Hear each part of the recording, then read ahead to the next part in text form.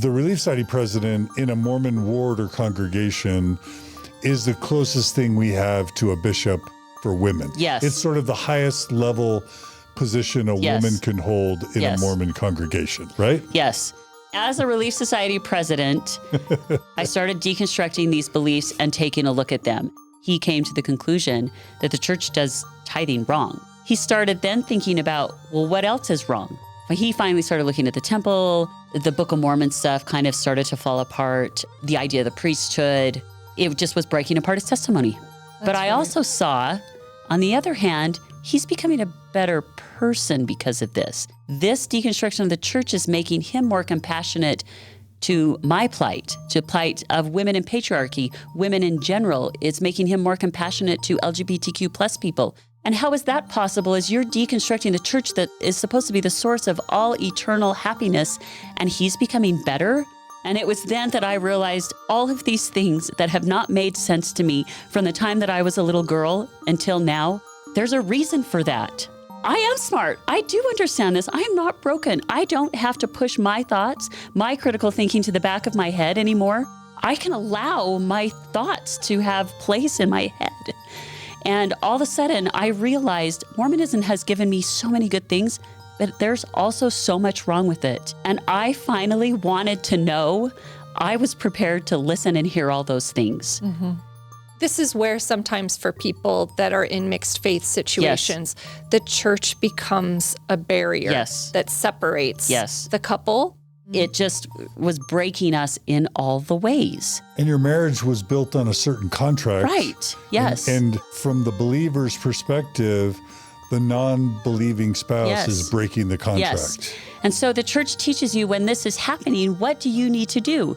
You need to double down. You need to pray more. You need to read your scriptures more. You need to go to the temple more. You need to do more service in the church. And so what did I started doing all those things because that's what the church teaches you is supposed to work and is the way you find happiness and peace and contentment together. And it wasn't working. It was having the opposite effect. Was it driving a wedge between you Absolutely, both? Yeah. And I said, Bishop, it's time for you to release me as your Relief Society president. And he was so shocked. I am not surprised. Yeah, because you're the highest ranking woman in the entire congregation. Yeah. He was shocked and do you want to tell me why? And I said to him, I can no longer teach and testify in the way that you or the church expects me to, and I won't do it.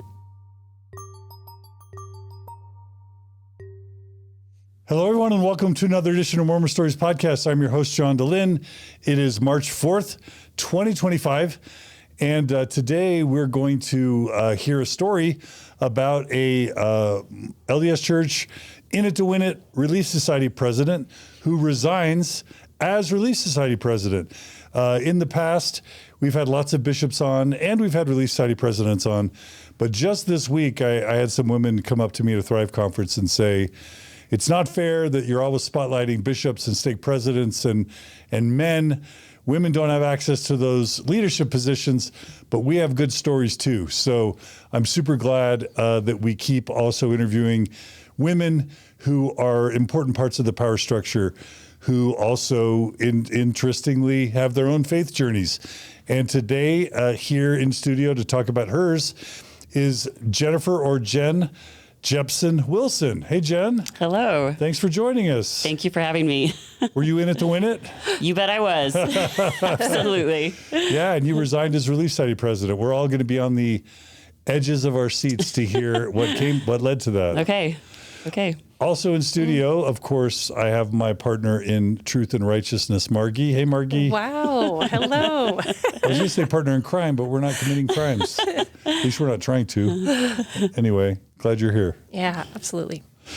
All right. Well, Jen, as we always try and do, we try to start with an intention, because I'm sure you have some still believing LDS Church family and friends. Is that right? Absolutely. Yes, many. And I'm sure they're all going to hear about Mormon stories because people tend to hear about it. Maybe. So we'd like to just start off with why would you ever want to do this interview to make sure we dispel any myths about any ill intent? So. Yeah. First of all, just thank you. What an honor and a privilege it is to be here and speaking to you today. to have the opportunity to have my story among the Mormon stories, family is such a privilege and an honor, especially because Mormon stories has been such a big part of not only my deconstruction, but also my reconstruction for my life post-Mormon. But so in that sense, I want to pay it forward to those that are searching and trying to figure out where do I go? What does this mean? What can my life look like now that wherever someone's at in their Mormon stories journey? So it's a great privilege and an honor to have my story among all the others Mormon stories. But also, I hope that someday my family may get the opportunity to watch this and listen to my story. And I do understand, that my family, my siblings, my parents play a part in my story. And I hope that I do their part justice and respect, with respect and love as well. I don't want to speak for anybody else's story, but they've also had an impact on me. Mm-hmm. And so I hope that it comes across with respect and love as well. So is it fair to say you'll be sharing things today that you haven't even been able to share with close family? Yes. Oh, wow. Okay. Yes. And a never Mormon, half our audience has never been Mormon. They'd be like, what? Why wouldn't you be able to share? Yeah, why does that matter, right? No. They would ask, why wouldn't you be able to share everything with all your close family, even though maybe your views on the church changed a little bit? But that's not how high demand religions work. Exactly. Yeah. It is so, our beliefs and are so intertwined with our family structure and who we are as people that if you claim not to believe in that, it's a problem. And especially our parents take that personally. Like, I didn't raise you to be like that. That is an issue. And it actually, my deconstruction of the church and my beliefs has actually made it easier for me to have conversations with my siblings and my parents, and especially my mother, about just things that I think and feel and believe now. Yeah. And it's really been a great rebuilding thing with my family. Beautiful. All right. Well, that's great. Well, I'm really, I saw in your outline, you referenced the Jeppson compound. Yeah. And the word Jeppson, a couple things come to mind. I don't know, is that a name that's common in kind of Mormon fundamentalist polygamy sort of? Yes. So yes. Yeah. My ancestors came from Sweden, Denmark, and after Utah had been founded, and they went right to Brigham City, and were polygamists. So we have pictures of my ancestor, in jail in the black and white outfits. And it's always one of those things that is kind of comical that people look at with pride. There's pictures out there of those. So you had ancestors yes. who were put in jail yes. for being polygamous. Yes. Oh, wow. Okay. Yes. And those ancestors are buried in the Brigham City Cemetery near Prophets. Well, I don't know what prophet is buried up there. Yeah. I'm sure Boyd K. Packer is. That was his neck of the woods. Yeah. So he wasn't a prophet, but he was a prophet. Yeah, close enough, right? Yeah. So we spent every Memorial Day as a kid going there to the cemetery that has a park next to it, playing in the cemetery, celebrating Memorial Day, looking at those ancestors' graves, talking about our polygamous grandparents and all are the generations after. So immediately then my mind goes to an interview I did very early on with Christine Jeppson Clark. Yes, I watched that. Up at what's that? I watched that. Yeah, well, actually, you listened to it because that was before we actually did video. Yes. I don't mean to correct you. It's just you're right. It's trivia for the nerds out there. But for the longest time, that was the most popular episode ever. Wow. During kind of the listening only era. Okay. That was the most popular interview ever. Yeah. Christine Jeppson Clark, her dad Malcolm Jeppson. Came from the Brigham City area, and he was Boyd K. Packer's doctor, but he was also a general authority who was kind of the hatchet man that helped the September 6th all get excommunicated. Yeah. So is that a family? Do you even know if he's a cousin? Yeah, we're in the same line. Okay. Yes. Yeah. Yeah, well, he was intense. Yeah. So that gives me another flavor. When I listen to that, there's a lot of things of her story that resonate with me, the way her dad was with her and the way my dad is with me. Yeah, resonated very much so. Wow. So that's cool. Okay, so Brigham City. All right. So, tell us a little bit about maybe your parents and how they met. Okay. And then I want to hear about the Jeppson compound. Okay. What's up with the Jeppson compound? That sounds polygamist. It sure does, but it was not. Okay. So, my dad spent time growing up in the Salt Lake area and then also Idaho. When his dad took over a farm near Rexburg, they were dairy farmers. So he graduated high school from up there. My mom grew up in Salt Lake. She went to Brighton High School. Her parents were... Go Bengals. Yes. So both of my grandmothers actually grew up in Orem. One, her father her mother were RLDS. So she didn't join the church until after high school. She attended seminary with friends and then later got baptized. And then my dad's mom, though, very much was active in the church. Her family was. People will know this that are members of the church. Her father was a barber and her mother was a baker, and their barber chair and their brick oven is in a little restaurant in Provo called the Brick Oven. Ooh, Yes. Margie crashed into the brick oven once. I did. Really? I Yay. crashed my car. Okay. So that's my great-grandparents. Oh, wow. So Very cool. Wow. Yes. So I have deep Mormon roots. So then they moved to Salt Lake somehow, and that's where my mom was born and raised in Salt Lake. They met when my dad was working as a teller at a bank, and my mother worked at a restaurant, and she would go deposit the checks. And my dad saw her, thought she was beautiful, and finally got the courage to ask her out.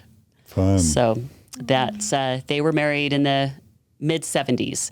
Okay. So, and then I'm their first child. They lived on the Avenues when I was born, and I have fond memories of that place, lived there. But then they quickly bought one of my grandparents' old homes in Farmington and moved to Farmington, so Davis County. For those who don't know, Farmington's kind of north of Salt Lake. Yes, But kind of, it's where Everybody the knows park is, Lagoon. Right? Lagoon Yes. is there. And then it's near Bountiful. Yes. But it's kind of intense. I mean, it's not Yes. Rexburg, it's not Provo, but it's maybe third in intensity. It's very intense in Mormonism. There's a lot of general authorities that come from that area, and so they have lots of. I went to high school with many of their grandkids. People are very devout Mormon there, and it's a great community. Yeah. It is. So I loved my childhood. I had a great childhood. Yeah. So, but we moved there at a time where it was very small. There was not a lot of people there in the mid-70s. So people were really spread out, and we lived kind of at the edge of Farmington where we were very isolated. So my siblings and I spent a lot of time playing with each other. We didn't have a ton of friends around us, which was great. We loved it. We had a great childhood. Driving through there now, it just looks totally congested, built up. Yes. So much. Yes, it was quite a bit different. Yes. So would you say you had like a lot of space land-wise to explore as kids? Yes. Lots of farmers' fields, lots of creeks, and we were right near the mountains. We could go into the mountains. So it's kind of this idyllic childhood where we were outside all of the time. We were playing. We had a lot of freedom that way. Yeah, it was wonderful. And so how does this fit in with the compound? So then when I was in the mid-70s, my great-grandmother and her children bought all this property in Farmington. They built their homes there. They had this huge barn, cows, horses, chickens, goats, orchards, and gardens. They built outbuildings. My grandmother loved woodworking. She had that. They built a kitchen just for canning, so they could store the canning. This is so Mormon. Yes, this is a compound. Yes.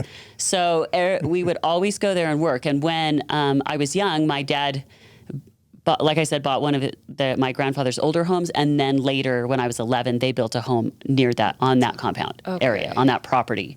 They didn't call it a compound. Everyone else did.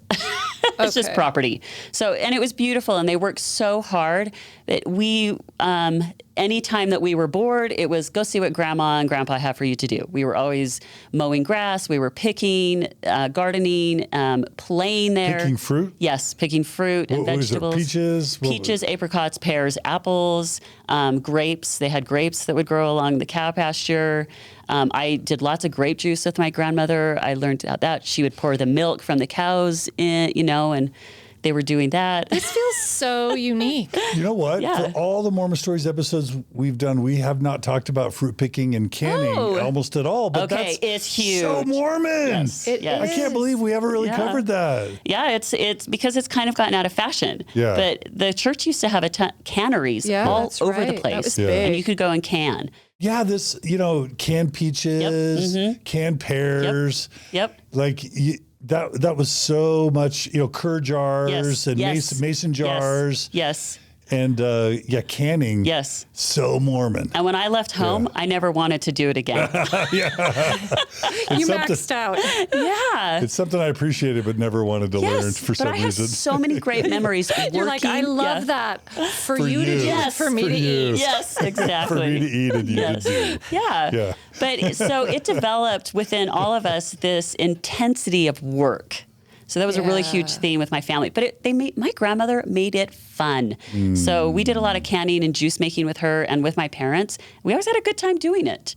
So work, but also fun. Because I think that's not always the duo. Right. Right? Yeah. There's a seriousness oftentimes with work. Oh, yeah. We would spend family home evenings in the pea patch, on the rows of peas and beans, and picking all the peas and the beans, snapping peas and beans. We picked raspberries and would sell raspberries.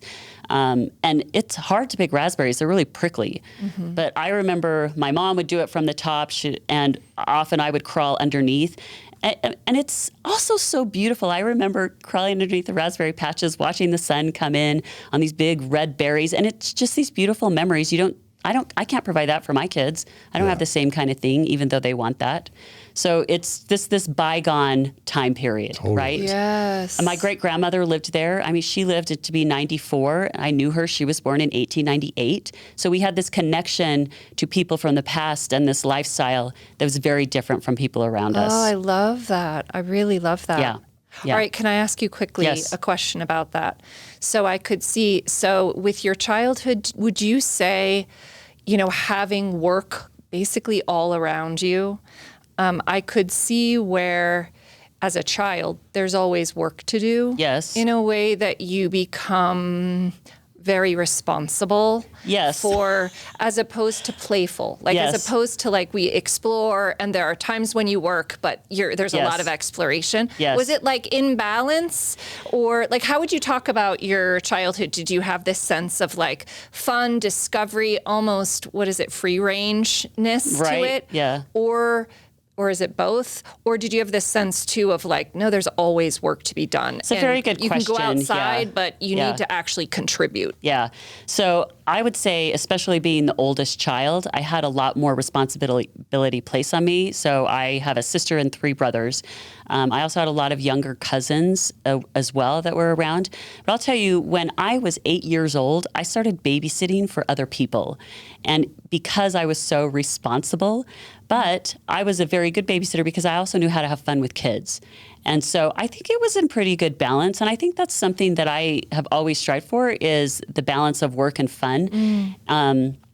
When my own kids got 8 years old, I would have never had them babysit for somebody else.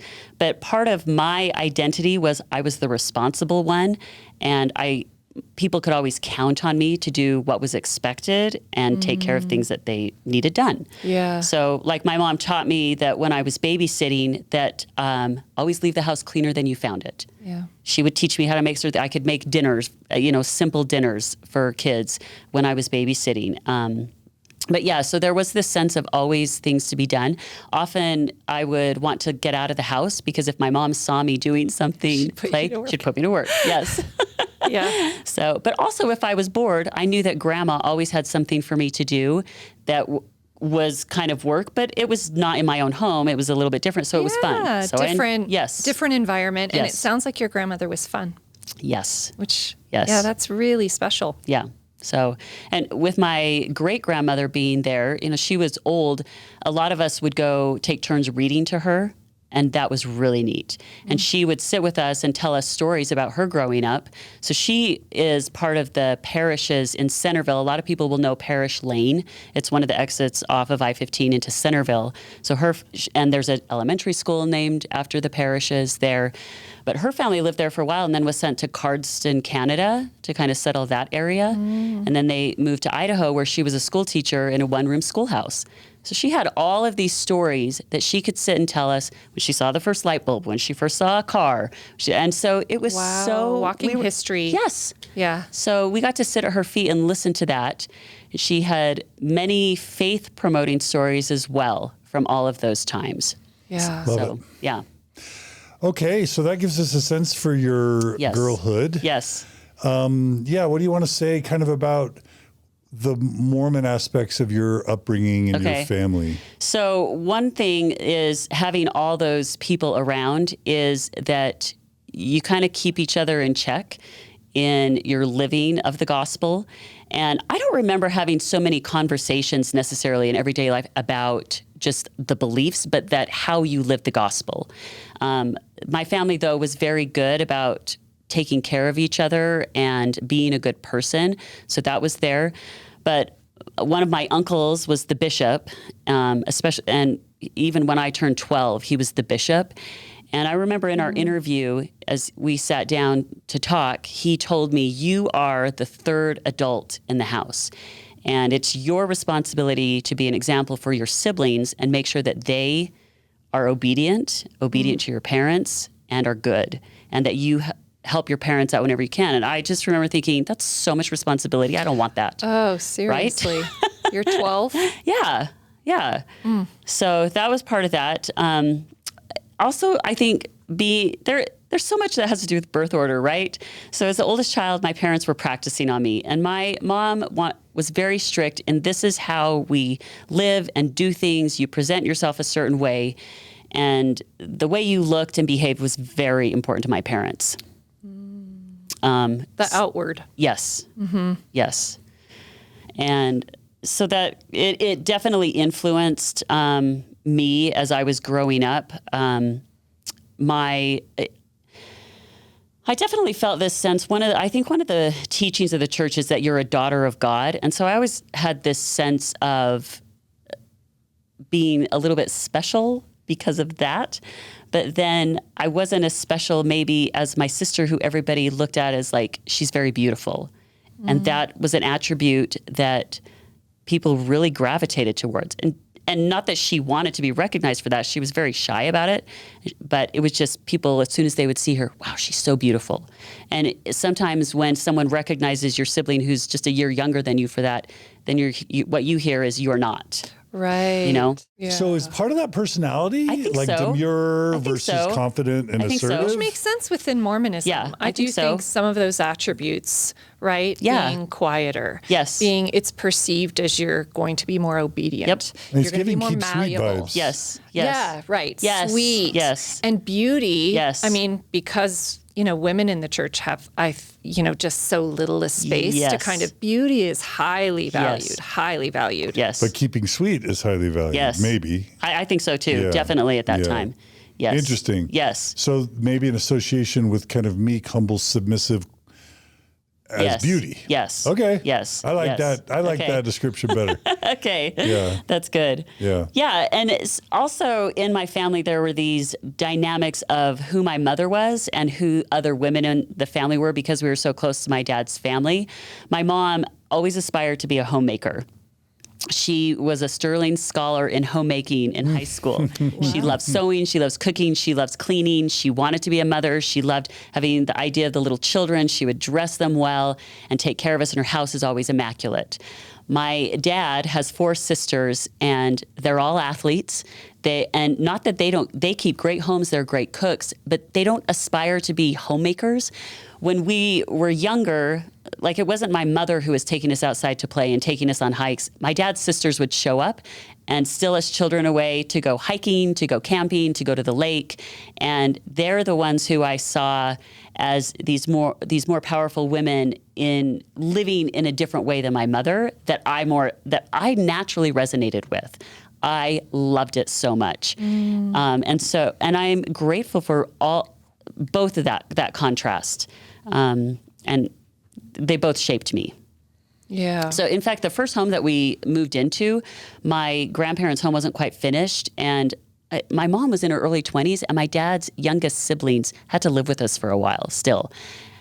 I did not know how hard that was on her until I became a mother and realized, wow, if I had 3 teenagers living with me right now, that would be difficult. And I remember my mom fighting with them over doing the dishes or keeping their room clean or just what they were doing.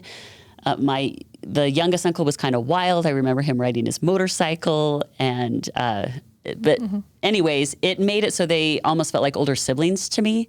Yeah. And so they had a greater influence on my life that way. Yeah, that's really interesting. So I'm Yeah. kind of hearing a couple things. I'm hearing your mom, it was a great fit, Yes. being a mother, and kind of the traditional role Yes. of women in Mormon. Yes. Ness, right? Like she was a great fit for that. Yes. Yes. Right? Yes. And also for you, maybe in having your sister and your mom in your immediate family, it was very helpful for you to have extended family Yes. where you were kind of shown more options. Yes. Would you say? Yes. Like potential mentors? Yes. Absolutely. Okay. Yes. Yeah. Yeah. They showed me different ways to be a woman in the church. Yeah. That you might not have had Yep. in Yep. your just immediate family. Yeah. Yeah. It's powerful. His sisters were, like one of them was at that time, young women's sports was a big thing, basketball, volleyball, and I got to do all of those. And my aunt was a coach of all of those. She was our leader for girls' camp. And that was at a time where the skills of camping and outdoors were incorporated into girls' camp. They aren't anymore. Now it's just like a spiritual activity. But at that time, I really loved it because she was good at that. Mm-hmm.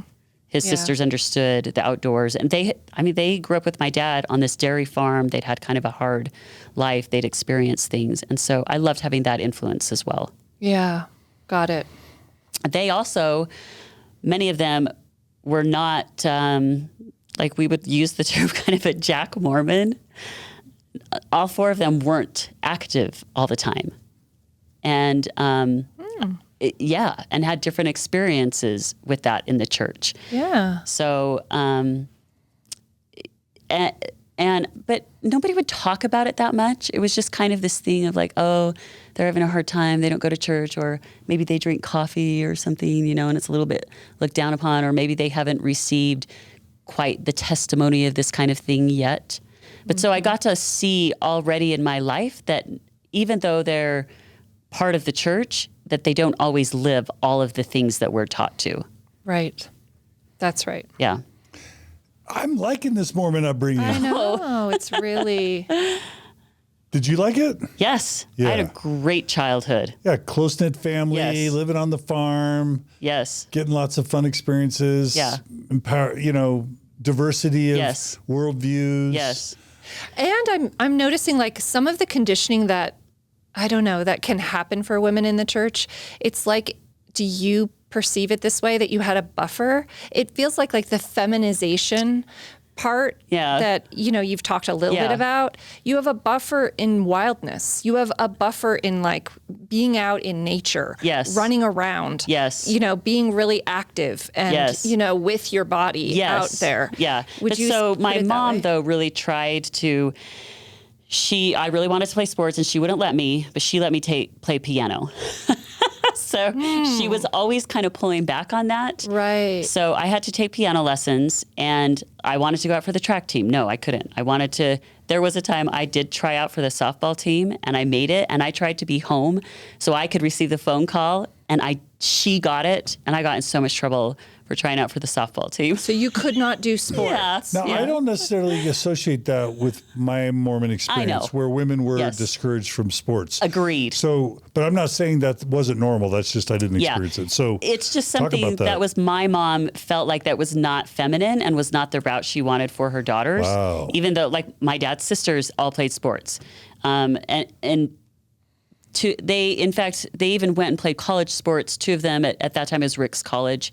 So she had this idea that if women did sports, they were not going to be feminine. They could perhaps be lesbian or drink or smoke or do things that she didn't agree with. And so I think she tried to keep me away from that.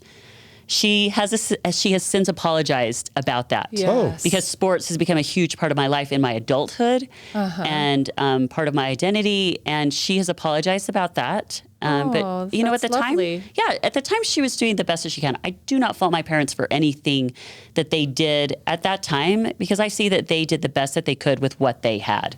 But what I love about that is it shows a parent that is willing to reflect and also grow. And part of that being taking accountability. Yeah. And I think that can be rarer in the experience. I think so too. Yeah. Yes. Okay. What about like your testimony, your family standards around the church of prayer, family prayer, FHE? Yes.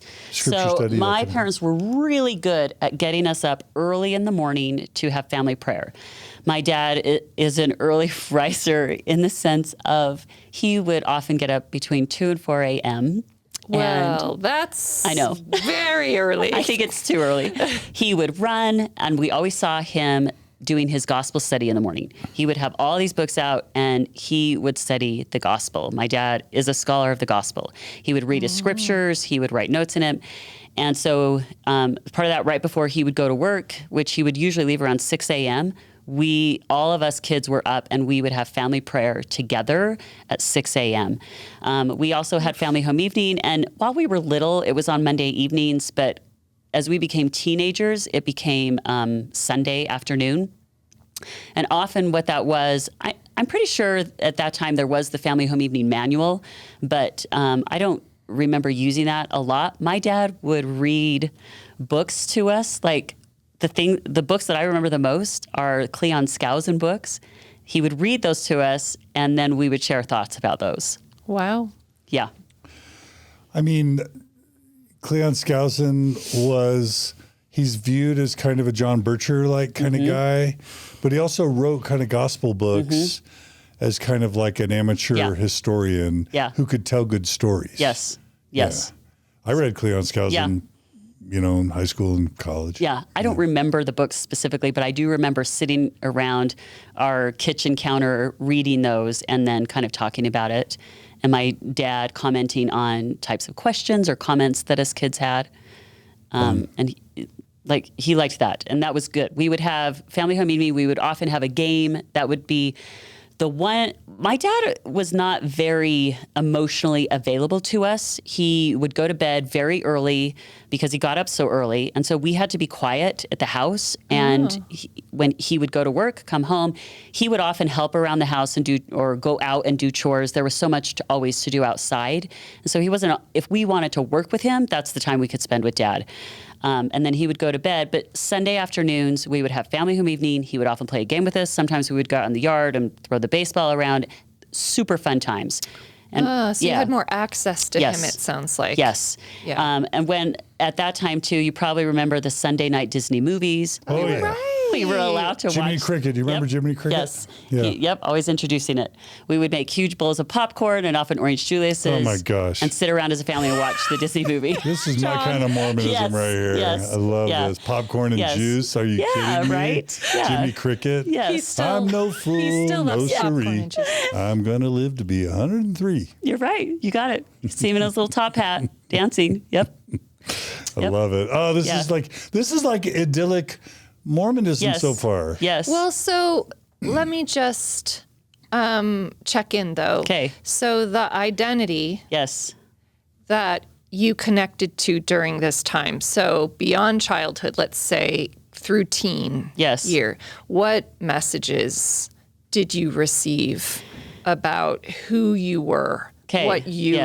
What was your identity that was built during that time? So very much that I was going to be a mother in Zion, that I was going to be somebody's helpmeet and raise children in the gospel. Can you explain to people what a helpmeet is? I don't even know is if that I know. M-E-A-T or M-E-E-T? Yeah, good question. A little bit of both. Yeah, the idea that my purpose. Supporter. Yes. Yeah, is to help my husband. So even though my mom always worked as well, she had jobs outside of the home to provide.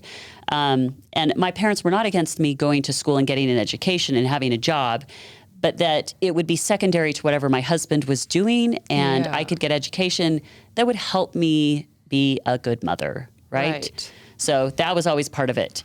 And I always, in the back of my head, every time marriage and family was brought up, not that I didn't want those things, but I was like, why does that have to be the focus? I very early on resented that and didn't want that to be my focus. The idea of being a homemaker, I didn't resonate with. I knew I wanted to have a home and keep a clean home and take care of a home, but to aspire to be a homemaker is not something I ever wanted. Yes. And so I resisted that. That's right. And that's why it's not quite idyllic. Yes. John. Right. Yes. And that's what I meant. I didn't mean idyllic for you. Right. I meant idyllic. I know. Yeah. For the Mormon train, Agreed. the Yes. Mormon, and for the very traditional gender roles that has not just been part of Mormonism, but like classic white suburban Mormon middle class. 100%. Yeah. Yes. So how would you talk about how you processed at that time where you differentiated from your mom in particular? Because I would imagine she was such a strong figure for you. And so where you were different, how did you process that and how did it play into how you felt about yourself? I had this feeling that my thoughts for myself were wrong, that what I wanted for myself was not the way to be, that I should want what the church and my parents were teaching me that I wanted. And I do think that ultimately my parents really just wanted for me to be happy, healthy, and thriving, but the message was, this is how to do it. Yeah, one way. Yes. Mm-hmm. Yes. Yeah. Yeah. And so you felt like, do you remember feeling like there must be something wrong with you? Oh, totally. I didn't. Really? Yeah. It was never, well, why would I want this? It must be, why am I sinful or so the natural man, wants these things. I should bridle those passions. I should build up better things to be a better mother. Yeah. I shouldn't necessarily aspire for these other goals in life. Yeah, like I very much thought I wanted to be a school teacher because that would be a good job for a mom. Yeah. Like we often ask people what Mormon milestones they envisioned or agreed to in their life. Yeah. If you can even guess what your teen self, your carnal, devilish, inherent, true teen self, what milestones she would have wanted. Are you saying that in quotation marks? Yes. Yeah. Carnal. Yeah. I just Sorry, wanted I to thought say that was clear. No, I'm just making it extra clear. Yeah. Yeah. What milestones would that girl have wanted for herself that might have varied from the Mormon? Like what I would say, like in your authenticity developing self. I was joking. I know. Yeah, What lit you up? Yeah. Well, so Mormonism teaches you that you aspire to get married and to get married in the temple, that you're going to marry a returned missionary. And I had it in the back of my head, well, not everybody gets married. One of my aunts of my dad's sisters is never married. Yeah. All the other three are all divorced. Yep. So you weren't sure you were totally on the marriage train. I know that I'm supposed to get married, but there are life circumstances that happen. What if I don't? What if I'm not pretty enough or good enough or whatever? Mm-hmm. What if these worthy enough? What if this doesn't happen for me? Or if the marriage breaks up. Exactly. Yeah. Okay. So marriage was a question mark. Yes. And so those were kind of the things. Once you get married and start having children, that's your life. And that's what you're supposed to do. You and your husband are going to go on missions later in life. You're just going to be happy as a family. That's what you're going to do. This family life is what you're creating. Do you remember having a dream professionally of what maybe you would rather do than school teach? Yes. Yes. What was I that? had lots of ideas about going to medical school. I don't have a problem with blood. You say I love blood. I know, I was about to say I that. love blood. But when someone blood. gets a cut, I want to see it. What can you see in that body? How did you get that? How does that heal? I'm fascinated by the human body and what the body can do and how we can influence the human body very much. So even when I started college, I still had the thought of, I wonder if I could make this happen. But again, I never did. It wasn't practical or realistic. I actually did become a school teacher. So, but we're not there yet. So, but yeah, as a teenager, that's kind of what I saw. But my mom always worked outside of the home. And there's this part of me that thinks that she didn't want to. I think she did it because she felt like she needed to help provide for the family, because she felt like my dad didn't always make enough money, even though he provided a very comfortable living. We never wanted for anything. I mean, some of my siblings may say different, but we were always taken care of and always comfortable.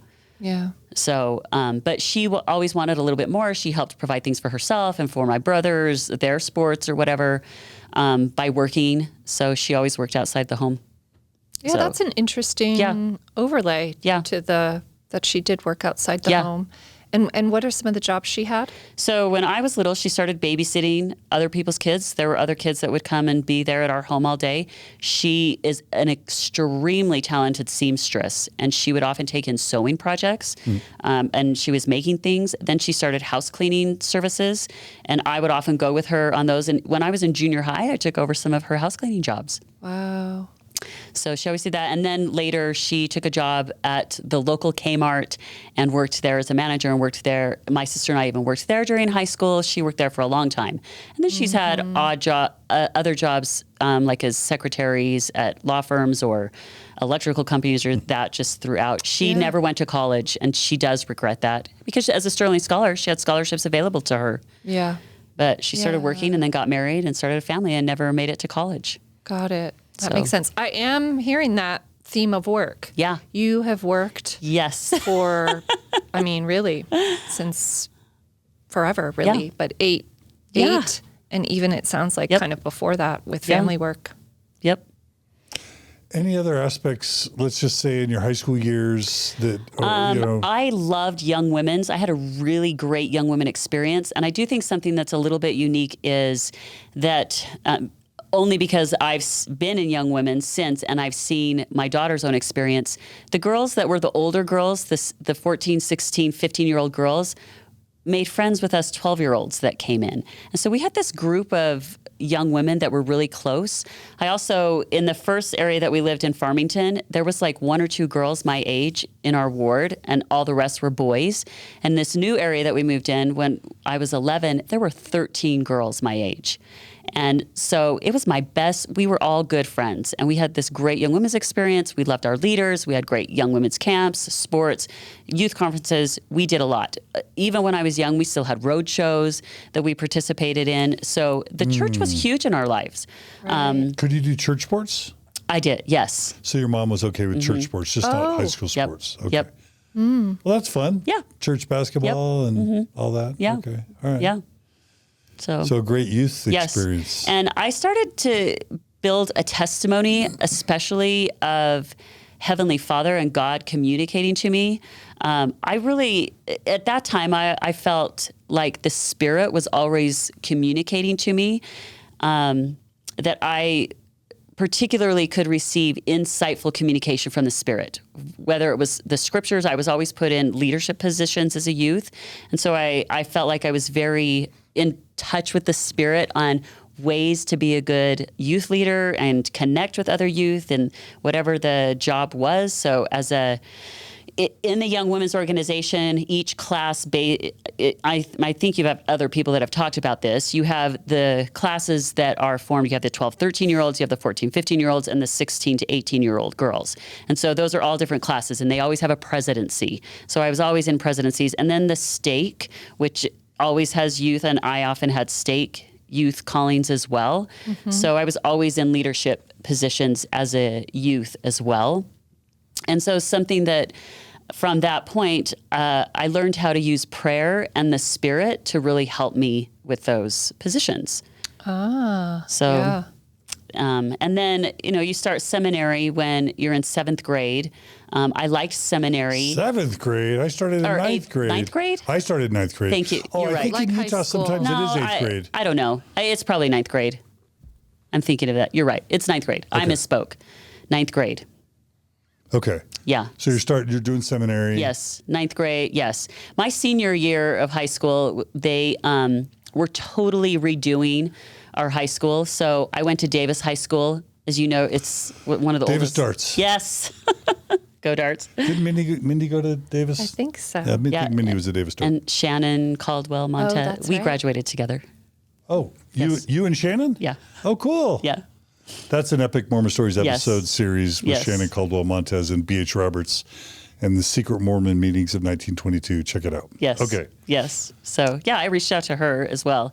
So, during my senior year, they were redoing the high school, and so it was under construction. So we didn't have seminary in the seminary building. We went to a church building off of the high school campus. So, of course, that was very easy not to go to seminary. So very quickly, my seminary teacher called me as the class president so that I would get myself and my friends to seminary. So that year, we were studying the Book of Mormon. I remember that. And I remember having experiences where, for me, the Book of Mormon, I knew was the book to bring you to Jesus. That's what you needed as another testament of Jesus Christ. The Book of Mormon would teach you about the atonement of Christ. And I began to fall in love with the Book of Mormon for that. Love it. Yeah. But I also had this, I knew also that the Book of Mormon my dad was called on a mission to Southwest, like Arizona. So he spent time in the bottom of the Grand Canyon with the Native Americans. There was also kind of this, yes, the Book of Mormon claims to be this history of the Native Americans, but the way they lived and were, it didn't always match up. So even at that time, there was always this thing in the back of my mind was, this is what the Book of Mormon claims to be, but in my history classes and everything else, it doesn't always match up. Huh. So even then, I was holding space for that. Yeah. Yeah, that feels true from the beginning too. Yeah. That you're kind of receiving the conditioning, but also your experience is showing you kind of caveats Yes. or people that live kind of outside that Yeah. optimize Mormon plan reality. Okay. Yeah. You mentioned your outline in 1987, I believe, your mom developing Yes. a condition, Is it rheumatoid arthritis. Rheumatoid arthritis. Yes. You want to tell about how that related to your faith? Yes. So, I was about 11 years old or so, and she got very, very sick. Most of the time, it's pretty hard to diagnose rheumatoid arthritis. You have lots of different health conditions, and she got sick. I had of course, I'm the oldest of the 5, and so we all had to step up and kind of fill in where she was having trouble. But eventually she got diagnosed with rheumatoid arthritis. The doctors even tried an experimental procedure on her where I do not understand. I don't know why they did this, but they inject your body with gold, and she became allergic to it. I remember our friends, Dana. Yeah. Yeah, that we was have heard silver. of- Okay. It sounds like kind of a Utah folk health, holistic, in quotes, health kind of thing. So that was horrible for her. It was not good for her. No. I remember her being on the couch. Like she would go from her bed to the couch for weeks trying to recover from that. She had to have multiple surgeries on her feet. Now she has all the knuckles removed from her toes. And her hands are horrible. So, but it was so devastating because it impacted what she was able to do. I mean, here she is, this worker. She works all the time. Right. And now she's impacted physically. But we also all knew my mom's patriarchal blessing told her that as long as she kept the commandments, she would enjoy good health. Right. And everybody knows my mom is an angel. She is one of the most charitable, kind, giving people you will ever meet. There is no way she is not keeping a commandment. So then that left her and or you to wonder what? What is she doing wrong? What commandment is she not fulfilling? So you didn't go to maybe the patriarchal blessings aren't true. No. Nope. Just, So at that time, it was kind of like, what do I not know? Yes. A few years after that, like I heard her saying, well, maybe I've been given this affliction to teach your dad a lesson because he needs to learn compassion. He's not a very compassionate person. And so then she thought, well, maybe this is for your dad that I'm having this. Hug. Yeah. Yeah. And what kind of heavenly father does that? Yeah. Right. Right. Yeah. Yeah. So concept of God Yep. a little bit is coming up Yeah. maybe. How disruptive was this diagnosis with regard to kind of your life from there? Would you say she was a different person, or that it affected the way your family and home felt? Yeah, for a little while. For a little while. Yeah, we would get up extra early to make sure we could help get breakfast on the table, fill in doing chores. And that is where my dad totally stepped up. He would come home from work. I always saw him vacuuming, doing laundry. He would help cook dinner. He would take over those kind of things. And he's amazing that way. Yeah. And has never, ever complained about that. It makes her more tired. Obviously, it affects all the ways that rheumatoid arthritis is a horrible disease. Yeah. And it affects her health in so many ways. And she pushes through. Never once did she ever I mean, I've heard her complain, but she doesn't really complain to other people, about how she's feeling. So she's amazing. But that's definitely, all of us kids look at that and think, oh, Mom, you've had so many priesthood blessings. You have this patriarchal blessing. There's something going on there that we don't understand. Yep. Anything else about pre-college before we jump to college? Just that's kind of really tied into your faith journey and Mormon story, or did we cover the main things? Yeah, I think we've covered. I have one please. last question, just because we brought it up earlier, this idea of the feminine Yes. part. So how would you describe your young women's Okay. experience with, did you accept the more feminine view where, like, I don't know. How would you talk about how you felt in more feminine clothes, your mom dressing you? If your mom had preferences about what you wore and how that felt, did you become in line with that? Did it feel comfortable? Was it something you were never comfortable with? That's a really Does that good make question. sense? Yeah, so I mentioned my mom's a seamstress. So when my sister and I were little, she made all of our clothes. So the gunny sack dresses, Jessica McClintock dresses, all those dresses, right? Lots of ruffles and bows. I remember those. Yep. So very 80s, right? So, but that's not my style. But she would sew those, and I knew how much time she spent on that.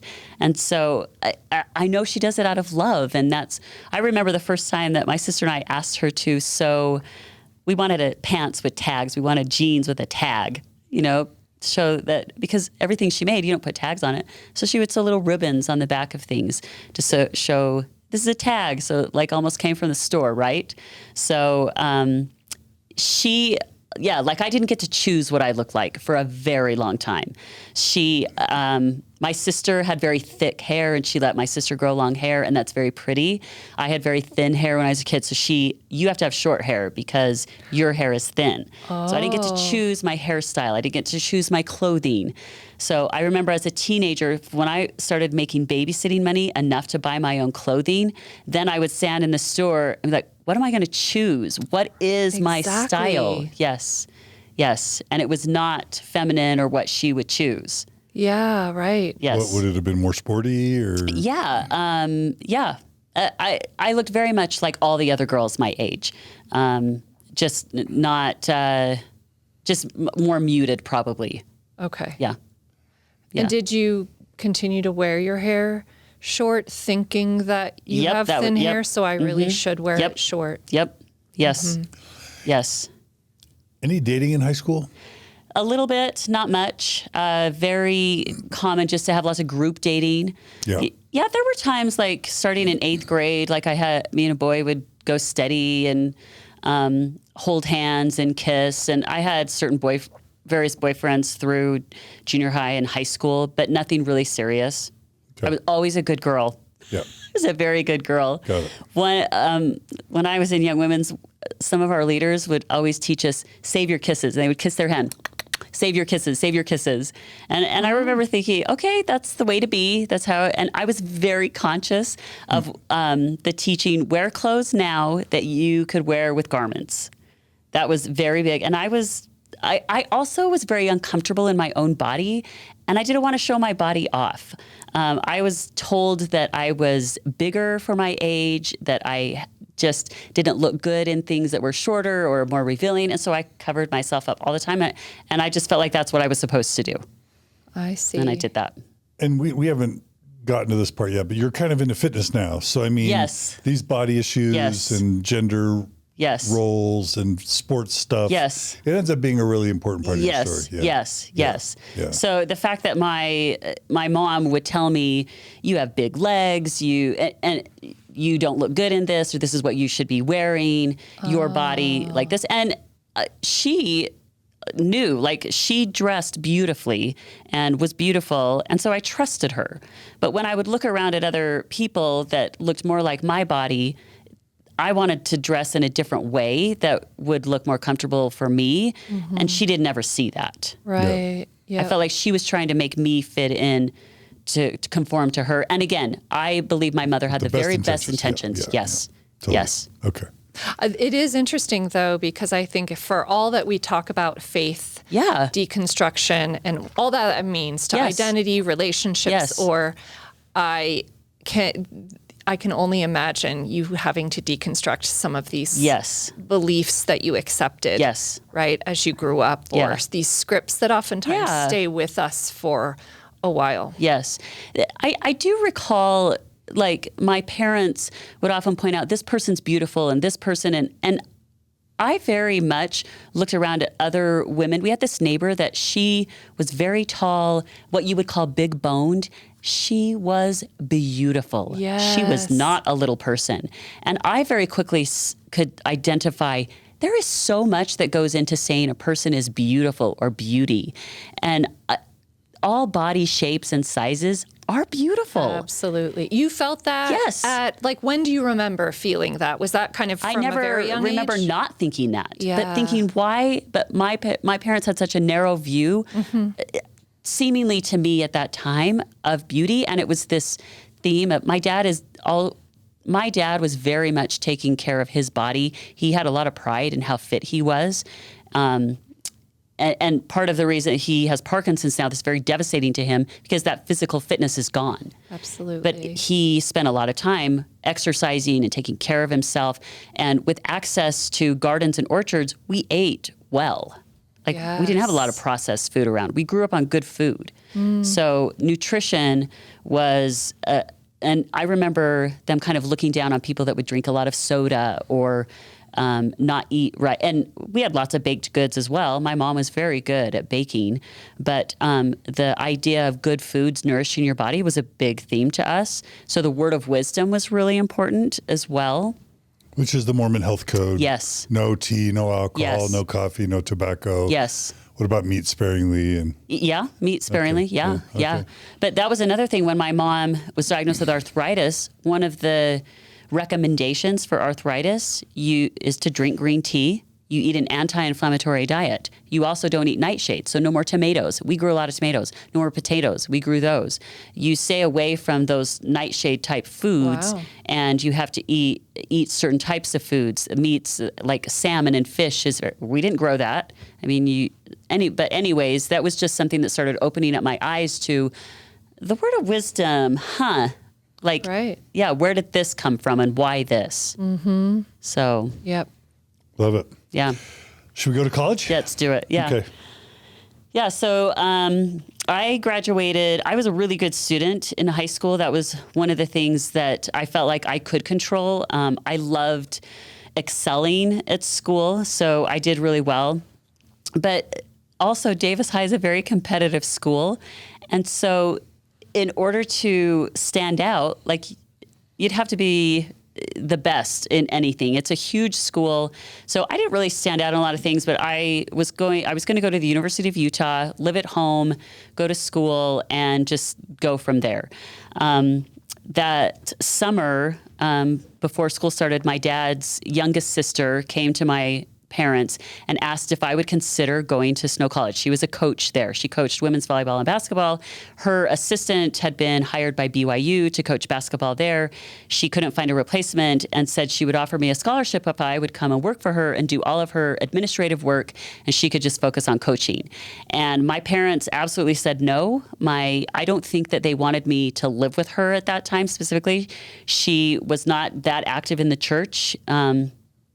Was she in her 30s? She's 16 years older than me. So it's not like she was very old. She had this greatest lifestyle. She was so active in the outdoors. She traveled a lot. She just made life fun. And all of us, all of her nieces and nephews loved her.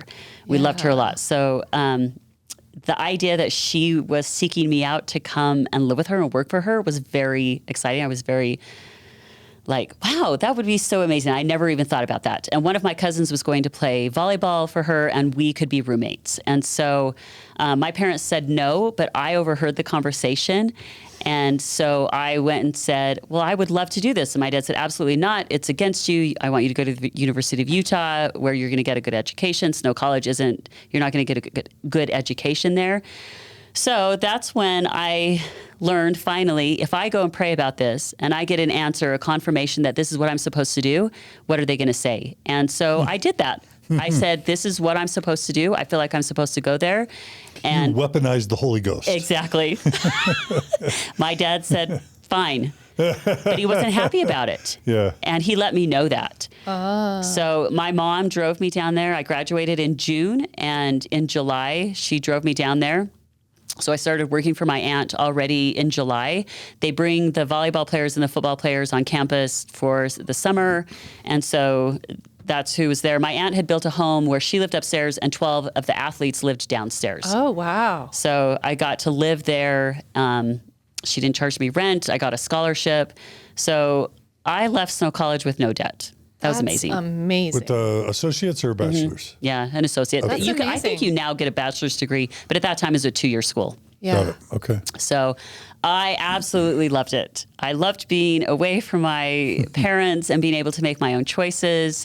My aunt very quickly let me, I bought a mountain bike. I didn't have a car, and started mountain biking, and that was going to be my transportation.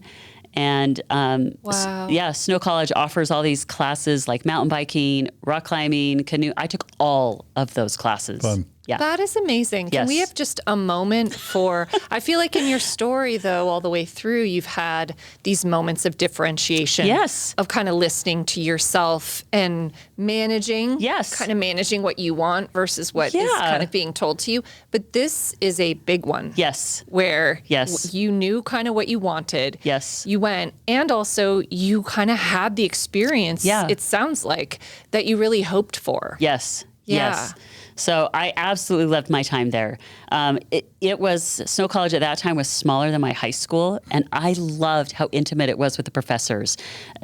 There was some of these professors. So I loved English and science, and I took a lot of those classes in high school. So I took these English and literature classes. We would read these books, and our teachers then would take us out often to the places. Like we read Desert Solitaire. So then we took a trip to Edward Moab. Abbey. Yes. Classic. Yes. We Classic, took a trip to Moab and to Capitol Reef, and we would read the books and we would hike and talk about these areas. So ideal. We read A River Runs Through It. So we went to a river and had someone come show us how to fly fish. Wow. Yes.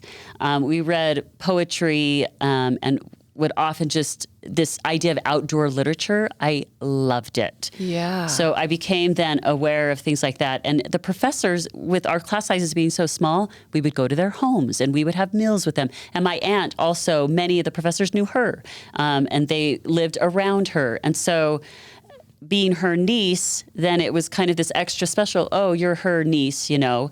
So I worked in the athletic office as well for the football team and the basketball team. I got to do a lot of work for all those coaches. And it was a great experience in leadership. And I would travel with the teams and I would keep score. And I learned so much about the sports that way. So I just experienced a lot of growth that way. That's so exciting. Yeah. And again, another unique experience, I feel like, for Yeah. Yeah. You kind of listen to yourself Yes. and were rewarded. Yes. You advocated for yourself Yes. and were rewarded for it. Yes. So many of these stories, like we were talking about Ruby and Kevin Frankie yesterday, and Kevin felt Jody Hildebrandt was leading a cult. That was his immediate response. But then he shoves it down and then it destroys his family. Yes. You know what I mean? Yes. Like, so cool you were able to listen to yourself and advocate for yourself. Yeah. Yes. Yeah. Yeah. Anything about faith or dating in your snow years that's worth mentioning? So I stopped going to church. Whoa. Yeah, that is a little That's not faith in good. there. So, but the girls that were in the student ward there, I remember them visiting me, the Relief Society presidency, and inviting me to come to church. And I remember saying, yeah, if I get the opportunity, like my aunt would often take trips on the weekend. By that time, my grandparents actually had moved to Tokerville. And she, never being married, she loved to go and visit her parents. And so we often took trips down to Tokerville on the weekend where I could do so much mountain biking in St. George and Zion Canyon and would have a blast. So it wasn't like I was like making a choice to not on Sunday, not necessarily go to church, but we were just doing other things. That's right. Yeah. Your life was so full Yes. of like all the love and joy. Yep. Yeah. That you were anticipating and wanting for yourself. So when we would visit my grandparents, I would attend church with them in their ward, or if I went home, I would go to church there. But I didn't become active in that student ward. They did give me a calling of teaching, and I do remember teaching a couple of lessons, and it was fine. But I didn't know anybody in the ward, you know. So Is there any testimony stuff going on or not? it was stagnant. I would say it was stagnant. Okay. Yeah. But your life, what I hear is kind of your life was kind of Yes. so full at that time that really it just was kind of crowded out. Yes. So I did start dating in college more than I did in high school. I did date a boy that came home from a mission and wanted to get married. The experience of, I feel like we're supposed to get married. The Spirit tells me that we're going to get married. And it's you. Yes. Yes. And I'd like to inform you. Exactly. Yes, you may On not behalf of know the Holy this, but I Ghost. was informed on Yes. behalf of you. Yes. So I did take that like, wow, he just got home from his mission. I do respect this kid. Let me go pray about it. Ooh. So this is Look at funny. you. I opened the scriptures. The scripture that I opened to was the one that says, be engaged in a good cause. And I was like, engaged? I'm supposed to get engaged. Yeah. Anxiously engaged. Anxiously engaged in a good cause. That's it. So I went to him and I said, okay, I think I could get engaged to you, but I don't want to get married yet. And yeah. Because it says engagement, Yes. not marriage. Yeah. And so he was like, okay, let's talk about this. So we were kind of in this limbo for a couple of weeks of where I was like, I think we can get engaged. I think we can go this route, but I'm not sure. And again, so then I went again to that scripture and I was like, this is no. I have something good that I'm supposed to do instead. And I'm not, like I said to him, I'm not saying I'm not to marry you. I just know I'm not to do it yet.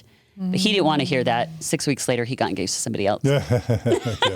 So As it goes sometimes. Yes. Yeah. So it was kind of this place with my testimony where I was kind of stagnant. It wasn't really growing, but I knew how to listen to the Spirit for me. Right. And it was mostly this thing of, this is what I want to do. I'm going to proceed with this. This seems good. And until the Spirit comes and tells me I'm not to do this, I'm going to go this direction. Got it. What I'm also seeing is you actually are using this time to develop an identity. Yes. Yeah. You're in touch with what brings you alive, Yes. what makes you happy, Yes. right? Seeing Yes. the world because you're Yes. traveling with. Yes. Yes. And we minimize that because it's not like on the Mormon train. Right. But that's pretty important It's for human huge. development. Yes, Yes. for psychology, Yeah. for Mental health, mental health. well-being. Yeah. So I'm Yeah. happy for you. Yeah. So far. Yes. In your story. Yeah. Yes. Yeah. I loved that time. It was fantastic. Yeah. So by the time that I graduated from Snow College, and I still have this, my dad wrote me a little teeny note, and he wrote on there, "I'm proud of you, Jenny." And that meant to me, I did a good thing. He saw that Snow College was good for me. I graduated. I had to get permission every semester to take extra credits to make sure that I had this academic experience that would make him proud. And I did. I would take 21, 22, 23 credits every term just so I could have a great academic experience there. Wow. Yeah. That's great. Yeah. That's a full load on top of a full life. Yeah. Mm-hmm. Yep. But I loved it. So it was there I started taking a lot of biology classes. That I took this class where we read The Origin of Species by Darwin. Mm-hmm. And our professor that taught it was in one of the student ward bishoprics. And that was my first exposure to people that had this academic look, but also this church, and it was almost this conflict. And so I was really curious, how do they reconcile this worldly scientific view with their beliefs? This guy did it very well, and I loved the class. We would actually sit around this huge conference table for our class and discuss the things that we read in The Origin of Species, and I loved that. Yeah. Yeah. I had that experience at BYU. Okay. A lot of faithful but science-loving professors. Yes, and I did too, because I when I went to BYU, I graduated in Earth and Space Science education. So same thing. And my professors were just amazing. Yeah. So I know from your outline you worked some after Snow. Yeah, so I didn't know exactly what I was going to do afterwards. So I moved up to Salt Lake City and I worked. My friend was already working at an accounting firm, so I got a job there. And I started taking night classes at the University of Utah.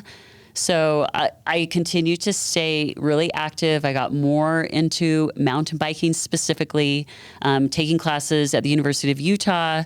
I took institute classes and poetry classes and English classes, and then worked full-time during the day in an accounting firm and just was saving my money. And I did not like our singles ward in Farmington. There was a lot of older people that were like the same age as my aunts and uncles. And so it felt very old and I didn't like it. So I didn't know where to go to church. My home ward called me as a camp leader at that time. So I did young women's camp. I loved doing young women's, and that was a good fit for me because of how much I loved camping and girls camp. That was cool. So I liked that. But it was really this limbo kind of experience. I didn't know what to do. Mm-hmm. So, I don't exactly remember how I came to it, but I decided to go on a mission. Okay. Again, I knew I could have this experience. I knew that I could get out of Utah, and it was a way that my parents would accept and be supportive of if I went on a mission. So I started just working and saving everything in order to prepare to go on a mission. So. Yeah, and let's just hit maybe the main points of your mission that would be most important to your story or most interesting to the listeners. Okay. So I guess the temple first, right? Yeah. So I do remember the whole process of putting my papers in and getting ready to go on a mission. I do remember the stake president and my bishop making sure I had no marriage prospects. Like, it wasn't just like, oh, you want to go on a mission? Great. It was, are you sure? You have to really think about this. So, I mean, that was in the mid 90s, right? Mid to late 90s. So it was still kind of this thing of there are not that many girl missionaries, sister missionaries. So my birthday's in May. So, but I got my mission call sometime at the beginning of April. And because I was certain I would go to a place that would be physically hard, like Central South America, Africa, something like this. And I had this real desire to go to Africa. I just thought that seemed so beautiful. So when I got my mission call and I was called to Missouri Independence Mission, my initial thought was, man. But then you also have this relief, well, I'm in the States. This is going to be great, right? It's going to be okay. The other thing, immediately, one of my dad's sisters and their cousin had already served in that mission. One of our neighbors, who he had been one of our bishops, served in that mission as well. And my mission president was from Farmington. And I'd already heard that so-and-so's dad got called to be the mission president in the Missouri Independence Mission, and then I got a call there. So I felt like this is either too coincidental, or maybe God knows what he's doing. So already this idea of, I didn't know how mission calls were given out, but I thought it was interesting that an aunt and a sister cousin, two sister missionaries from my family that went on missions, two of the women got called to that mission. It was interesting. Yeah. So that was... For those who don't know, also, maybe tell our Never Mormons why Independence, Missouri is interesting from a Mormon perspective. Yeah, okay. So the church spends a lot of money on developing its historical sites, the places that were big in the church history. So Palmyra, New York, Vermont, where Joseph Smith lived and grew up, the church owned those properties. They have visitor centers there. You can go and visit his boyhood homes and things. Independence, Missouri was big in the early church history. So if you're going to stay stateside, how cool is it to go to a place that's big in our church history? And for a sister missionary, I was called to serve in the visitor center. So in all of these historical sites, the church spends a lot of money to have these beautiful places where visitors can come and learn the church history. Now, make no mistake, they are missionary tools, but as part of that, you can learn the history of the church that occurred in that place. So as part of my call, it says not only are you called to serve in the Missouri Independence Mission, but you will also serve as a sister in the visitor center in that area. And tell our Never Mormons why there would be a Mormon visitor center in Independence, Missouri, what role Independence, Missouri plays in Mormon history. Okay, so Joseph Smith supposedly received a revelation saying that Independence was going to be the new Jerusalem. This was going to be the church headquarters. And so very early in the church, he started sending people there to buy property, to live there, to establish a presence there in Independence, Missouri. It did not work out at that time. They did buy a lot of property, but you, through your history, you've talked about the extermination order that Governor Boggs issued. And so the church members had to leave Independence. They went farther up in northern Missouri and eventually had to leave. They were run out of Missouri. Yes. Yeah. So I was called to go serve in this visitor center. And so that was exciting. Tell people what Adam-on-Diamond is, and what Joseph Smith said also about Missouri besides. So you have quite a few sites in Missouri. So you have Independence, which is where the temple lot was supposed to be, the headquarters was supposed to be built. And that's where the visitor center is. If you go there today, though, you have the Missouri Independence Visitor Center, Mormon Visitor Center there. Then you have the Temple Lot Church and you have the RLDS Church are kind of in this main area in Independence.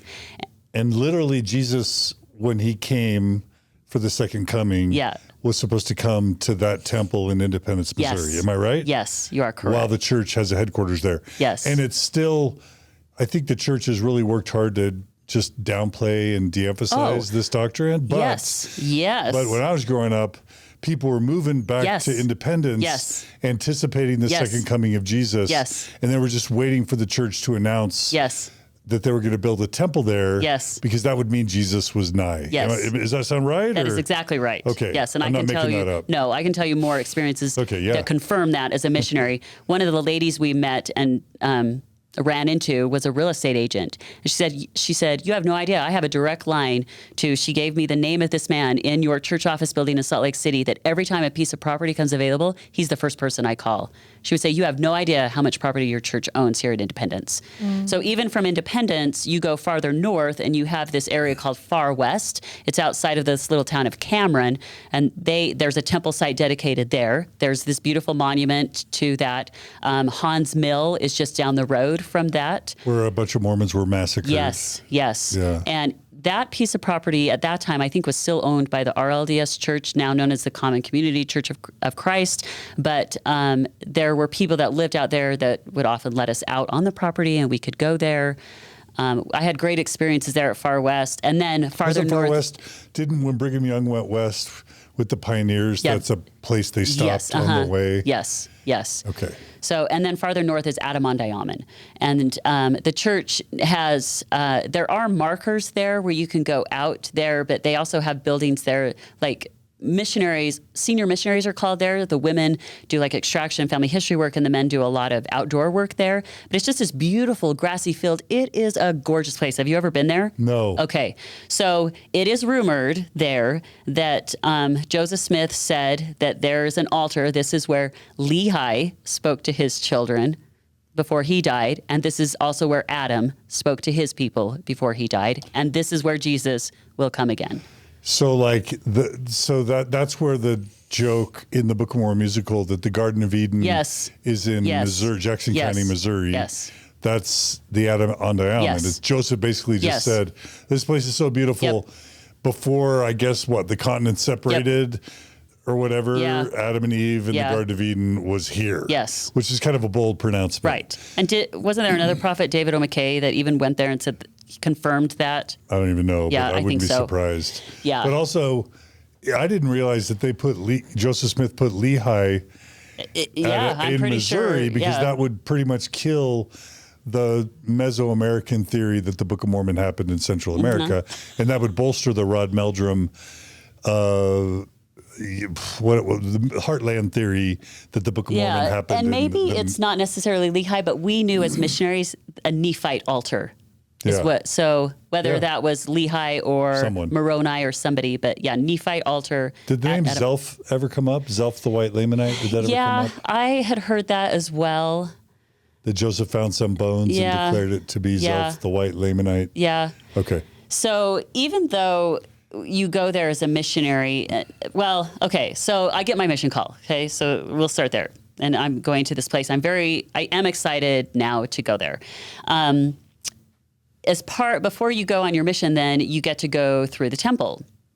So with sisters, they like to, are you going to have a marriage prospect? So they don't want you to go to the temple until a week before you go into the MTC.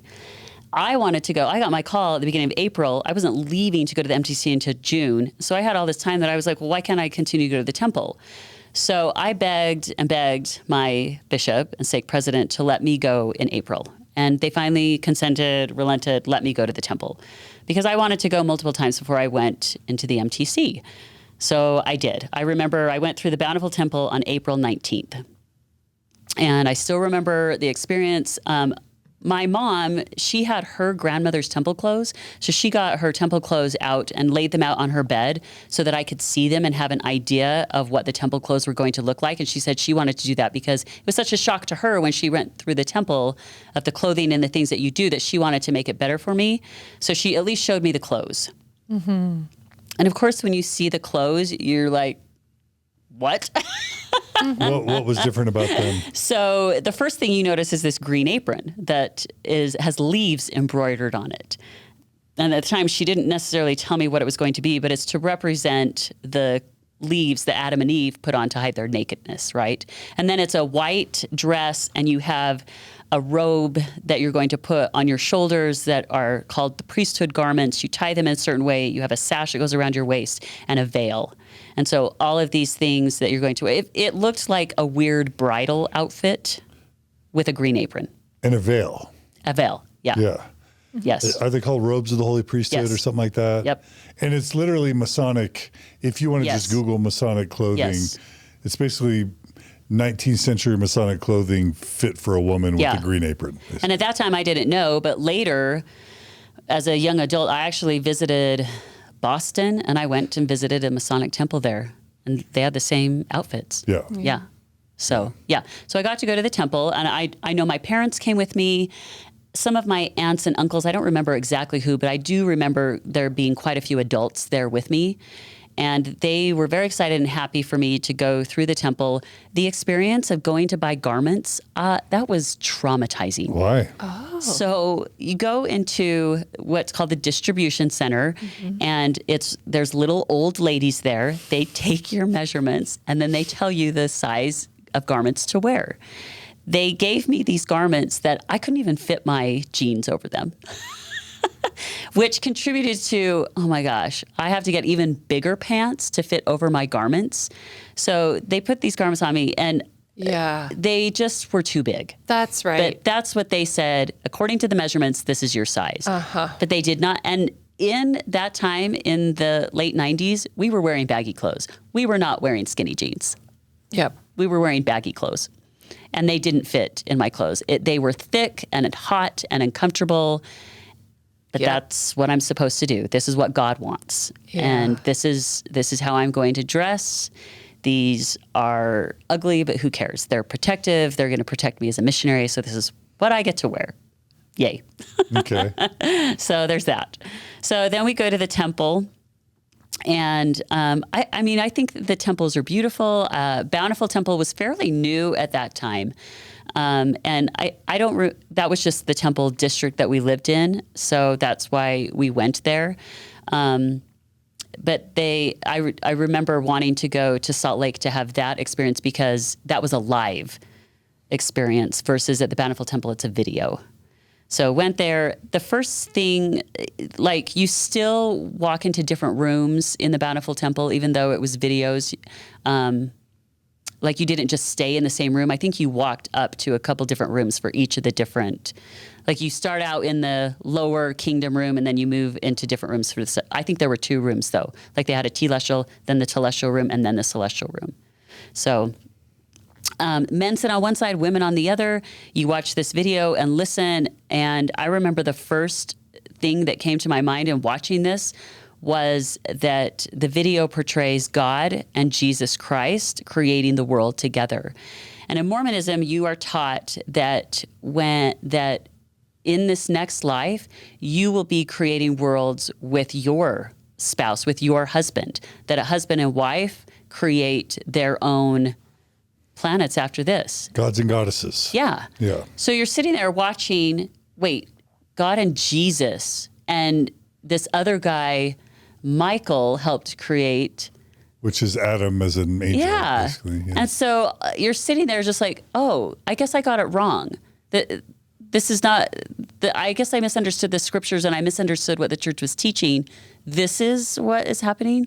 So then every time I would go to the temple, I would sit there and listen so closely to try to pick up on ways that I had been misinformed and what they're trying to teach me here.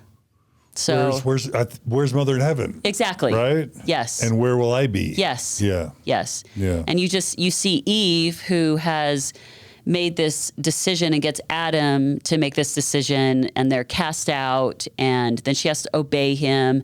And I hated that. And the thought of always having to defer to my husband for his decisions and never trusting my own. Because the hearken language, do you want to explain totally. what that was? That I would hearken to my husband and he would hearken to God. These are covenants you would have made. Yeah, you promise God that you will make these covenants. Mm-hmm. And so your husband's covenanting with God, but you're covenanting with your husband as he covenants with God. Yeah, and at this time, I'm not going through the temple because I'm getting married in a week or two. I'm making these promises about somebody. I have no idea who that's going to be. You don't even have a fiance. Yeah. Yeah. And in my mind, I'm also thinking about all these women that I know that are never married. Yeah. That are in their 30s and 40s and or older and never married. So are they just left out in the cold? Yeah, you're like, so how does their link to God actually happen? Exactly. Because they're missing a link. Yes. And these women are women that I know as some of the most spiritually in touch women. Yeah. And yet they don't get access to God unless they have a husband. Right. I very much did not like that. Yeah. Very much. And then you had to veil your face. Yeah. Then you veil your face to pray. Yeah. Women have to veil your face. But men don't. Yeah. Right. Yeah. Yes, I thought that was so weird and wondered, why outside the temple do you not have to veil your face? If this is so important here, I did think that was interesting. But then again, you go, well, it's just, this is what we do in the temple. We have our rituals outside the temple. We have rituals inside the temple. I very much could see Catholics also. I knew a Catholic family. They had some rituals. Jewish families, they have their own rituals, just kind of all these rituals together, and just thought Mormons have their own rituals. Just some of ours are very secret. Yeah. Yeah. You going back to garments for a second, you mentioned in your notes body dysmorphia. Do you want to explain how those connected? Garments make you feel bigger than you are. So, and that your body is not to be seen by anybody. Some women have no problem with garments. Like, I feel like my mom loves them and loves to wear them. I hated them from the get-go. Yeah. They make you sweaty in parts you don't want to be sweaty. Right. They're not comfortable. They don't fit over your chest in a comfortable way. They don't fit under your clothes. You're always pulling your clothes. I hate the thought that I have to put on clothes and then I'm continually messing with it. I want to put on clothes and not think about them. Me too. Yes. And so garments make you, I'm always pulling my shirt. I'm always tucking my shirt. I'm always pulling my pants. I'm always pulling the sleeves. You're conscious all the time of, are my garments showing? Mm-hmm. And they move around. They do. So they don't sit still. And then so underneath your clothes, you have like little bunches or little. Yes. They make everything look not smooth. They make everything look bigger or bulkier than it is. And I already felt big and bulky. Yeah. Really quickly, just as a side note, this is 2025, March. Just a week or two ago, they announced major changes to the to the women's garments. Yes. Where like they now don't have sleeves. Yep. And so women can wear, I don't know, cute tank tops or whatever. Yep. I don't know what the language is, but like clothes that you never were allowed or supposed to wear. Shoulders, like you're showing now, you could probably literally wear that top now and wear Mormon garments under it, whereas before you wouldn't have. Yeah. Does that make you happy or angry or both? It's so complicated, or right? Or neither. Do you not care? Oh, I care very much. Okay. So, because we'll get into this as a Relief Society president, I talked about garments all the time with women. For me, garments always came up too high. I was always having to add an extra thing under my shirts. I could never wear V-neck shirts because garments always showed. And I always tried different sizes and different cuts and different fabrics. Are they called shades? Shade shirts or little things that you would snap onto your bra just to cover up so that they would always come up like this. It's always an issue. I remember my brother got married and his wife chose these, she's a never Mormon, so she chose these beautiful dresses that were sleeveless. I had to have mine altered with sleeves and an insert here so that I could wear my garments. And I remember being in the room changing and all her other bridesmaids are like staring, what the heck is she wearing? And now I was like, why did I just not take them off? Why did I mess that up for her? You know, visually in her pictures, I could have just not worn the garment top for the couple of hours that I wore that dress, but that was not an option. Right. Yeah, not an option. So I guess when you go through that body dysmorphia or the discomfort or the inconvenience of accommodating these weird religious undergarments that are being imposed on you, when you then see 20 or 30 years later the church going, never mind, now we're going to make garments that aren't as weird and awkward and uncomfortable. And well, all of a sudden you are like, well, it didn't matter in the first place. And women in sport, it's another issue with garments. Women over the years have come to me, do you wear, so I am a personal trainer. That is what I do. And I'm a mountain bike coach. Women come to me all the time asking, is it okay not to wear my garments during sport? And like I tell them, biking, when you ride a bike, biking shorts are made that you don't wear anything between you and that chamois, right? All the problems in the world. And so for me to tell women, it's okay to take these off, some women were like, thank you, I just needed to know. Or some women, I don't agree with that. I had women that would come to me and, will you please come talk to our young women about when it's appropriate to wear your garments and when it's not. I notice you don't wear them when you work out all the time. Or, you know, I do social media to promote my business and I'm clearly not wearing garments when I'm in my exercise clothes. So it's a topic of conversation. From the moment I put garments on until now, it is something that comes up every single day still. Yeah. And I'll just say, I mean, wearing garments while working out, it like there's an increase in infections that you 100 you're sweating into, and oftentimes the materials that garments are made of they're not breathable to begin with. So it can be deeply, it's dangerous. It can be really deeply problematic for women. They are not made to stretch and move the way the athletic clothing do, so they can inhibit your movements. They heat your body temperature up greater, and it is not actually white material, it's white dye. And so that influences the most sensitive parts of your body in a very negative way. Yeah. Yes. And it wasn't until I was a Relief Society president that I learned there's actually other options. There is a whole special department for special garment requests that if you're allergic to a certain fabric, you don't like the lace, you don't like the tags, you get to call this special place and they can make custom order garments. Interesting.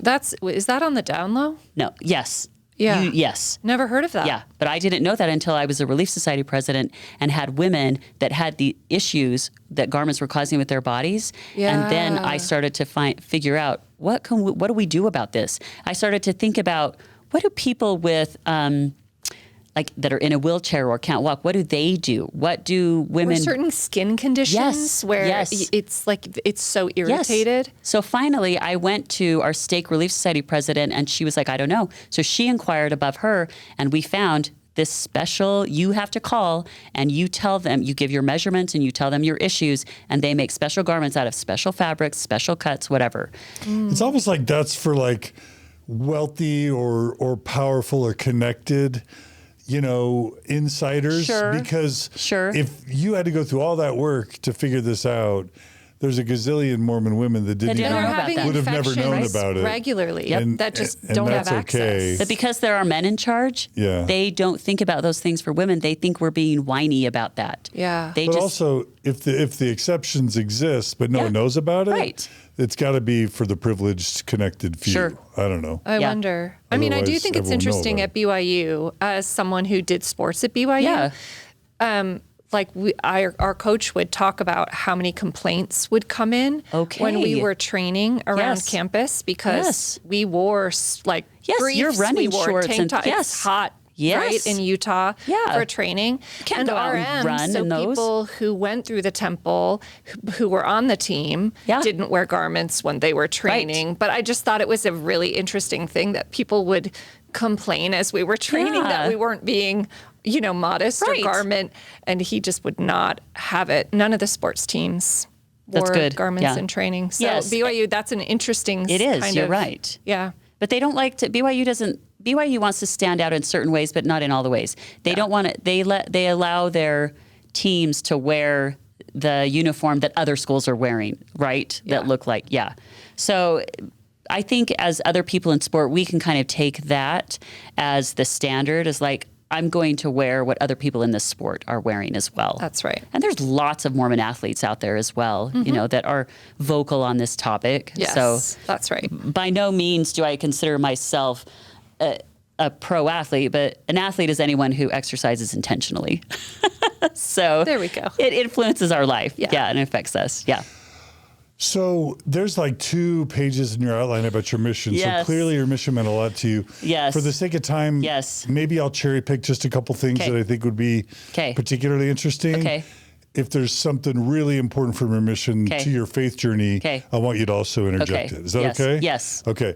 So one thing that really comes out is you were kind of a dynamite sister missionary Absolutely. to the Yes. point where I think you even got promoted Yeah. in an abnormal way. Yeah. Do you want to tell that story really Sure. quick? Well, from the beginning of even going into the MTC, I was assigned as the sister district leader in the MTC. So sisters that are going to visitor centers and historical sites get an extra week in the MTC. So you have your 3 weeks that you're there learning all the proselyting and things like that, and then you have time. Every visitor center has a script that you learn, and you're given a specific amount of history and things that you're going to say there, so we have an extra week. So I was in a district of 12 sisters. We would go to classes we had elders that were kind of like our sister districts, but I was in a district with 12 sisters, and I was the district leader over those sisters. So that was kind of a new thing at that time. And going into the mission field then, I heard back a couple of weeks later that Elder Faust then was like, we're not having sister district leaders, no more of that. He was an apostle. He was, Yeah. yes. So, And first presidency member, actually. yeah, yes, eventually. And I He loved didn't him. like that. He didn't like that. No. But he was a good guy. Yeah. Okay. As far as I knew. He didn't like that, but he Yeah. was a good guy. Yes. So, yes, I was a leader. I loved the MTC. I thought it was a great experience. great experience with the sisters, the elders. I learned a lot and loved it. So then I get to the mission field in July, and that was right. My mission president was new at that time. That's right when new mission presidents go out, is in July. So we basically came to the mission field together. He was from Farmington. He had kids my own age. Oh. I knew his family. He was from CES. I love my mission president. He is amazing. His wife is this cute little lady from Texas, very proper. I know she went to finishing school. Tell us what that is. I think she learned how to sit like a lady, dress like a lady, and act like a lady. And finishing school is a thing in Utah where moms send their daughters and probably dads send their daughters. Not in Utah, Texas. She was from Texas. Oh, Utah has that too. Yeah. Okay. But Utah has it. But yeah. But Texas. It makes sense in Texas as well. Okay, got it. So one of the things that was as you're preparing for the mission, you want to know what clothes to buy. So the mission, they send you a packet and they have pictures of how you're supposed to dress as missionaries. So before that time, the sister missionaries in Missouri did not dress. They were transitioning. They wanted sister missionaries to start looking professional and matching the elders in their suits. So sisters before that time kind of dressed drab and baggy and didn't look like Is it kind of more prairie? Yes. I don't know the word exactly. Like they didn't, long skirts with kind of blousey, like very no shape to them. Right. Yeah. So they started wanting sister missionaries to look like they matched elders who were wearing white shirts and ties and slacks, right? So they came out with these pictures for sisters how to look, and especially in the visitor centers, they wanted the sister to look a certain way. So I do think me working in an accounting office and the way that I looked may have had some reason why I was called to a visitor center. I had this professional experience. One of the accountant's wives sold Mary Kay, and she had me come and I know, Marky's laughing, did this makeover on me, and I learned how to do makeup for the first time in my life. So I show up in the mission field, and I have makeup on, I have lipstick on. My mission president pulls me and my companion into his office, and he looks at both of us, and he says, Sister Jeppson, you have lipstick on. Sister, next week, this decree comes out, all sisters wear lipstick. Everybody is supposed to wear. And when you go to the visitor center, you're supposed to have lipstick with you and reapply it. The sisters are so mad at me. But you're like, it's all because of you. Right? But it was this idea of sisters need to match the message. Missionaries need to look professional. It was at this time they made missionaries, you couldn't carry a backpack anymore. You had to have that side bag so that you looked more professional, more like a briefcase kind of looking. And that was a big deal because you're walking around all day. A backpack is way more practical, right? So our mission president wanted us to look professional and look at, and it did elevate and I believe in that. The way you present yourself does elevate your message. So he made us wear nylons, and we hated that. Missouri is hot and humid. Mm-hmm. So in the mission field, then the sisters, when they go to it, where these historical sites are, the sisters work 6 hours a day in the visitor center, but then you're also assigned a proselyting area. And the elders did not give you a break for only working 6 hours a day in your proselyting area, meaning numbers-wise. You had to produce the same amount of numbers in your proselyting area, even though you're only there half the time as the elders did. But I promise you we did. We took that seriously. That sounds very much like you. So we would work 6 hours a day in the visitor center, and then my companion and I at first were assigned to Kansas City, the inner city. And my mission president was very hesitant to send a young lady from Farmington, Utah into inner Kansas City. I had never been to a big city like that before. I had never been to kind of the ghetto of the city, and that's where missionaries worked. I've gone back there recently, and when I drive in those areas, I cannot believe that I felt comfortable and safe in those areas. But I did, and I loved it. So the first kind of people that we came across was when Sudan had refugees leaving its country, and the Sudanese people were going everywhere. So we found all these Sudanese refugees in Kansas City. So in my mind, I said, oh, I wanted to go to Africa. Guess what came to me? So Africa came to you. Yes. Yeah. So that's awesome. They joined the church. I can't even tell you how many baptisms we had. A lot of baptism. A lot. Yeah. And I was communicating with other missionaries throughout the world, in London and Georgia and in other places, Italy, also teaching the Sudanese refugees. Yeah. They joined the church. Yeah. Wonderful, beautiful people. That's awesome. Yeah. We won't do your mission at all justice today just because there's so much to cover. I know. Tell us, you mentioned in your outline that you cover basketball. You discovered basketball baptisms. Yes. Tell us what those were. Okay, and what so that was. one of the first things, in inner Kansas City, it wasn't a ward yet, it was just a branch. So they had to bring in, they didn't have enough priesthood leadership there in Kansas City for a ward. So they brought in leadership, the bishop, the family. The bishop, the Relief Society president, and the young women president were a husband, wife, and daughter. And they were the leadership of the church. They were from Independence. They were assigned to Kansas City to run this branch. So we come to church. There's about 60 to 80 people that regularly go there. Now, in his bishopric, he did have 2 other black guys that were from Kansas City. One was from Liberia. One was, I think, from Puerto Rico. So this was a very international type branch. It was so fun and cool. But he handed us this thick piece of paper. Here are the people, the lost sheep that you need to go find. And so as we would go along trying to find these people, it came out that most of these people were kids that, and this was way before my time, probably 10 years or so before my time, in the 80s sometime, that elders would go, there were basketball courts all over in various parks of Kansas City. They would play kids basketball, and when those kids, I don't know if they lost or whatever, would take them and baptize them. Mm-hmm. And that's how they would get it and get people to join the church. That's where a lot of names came from.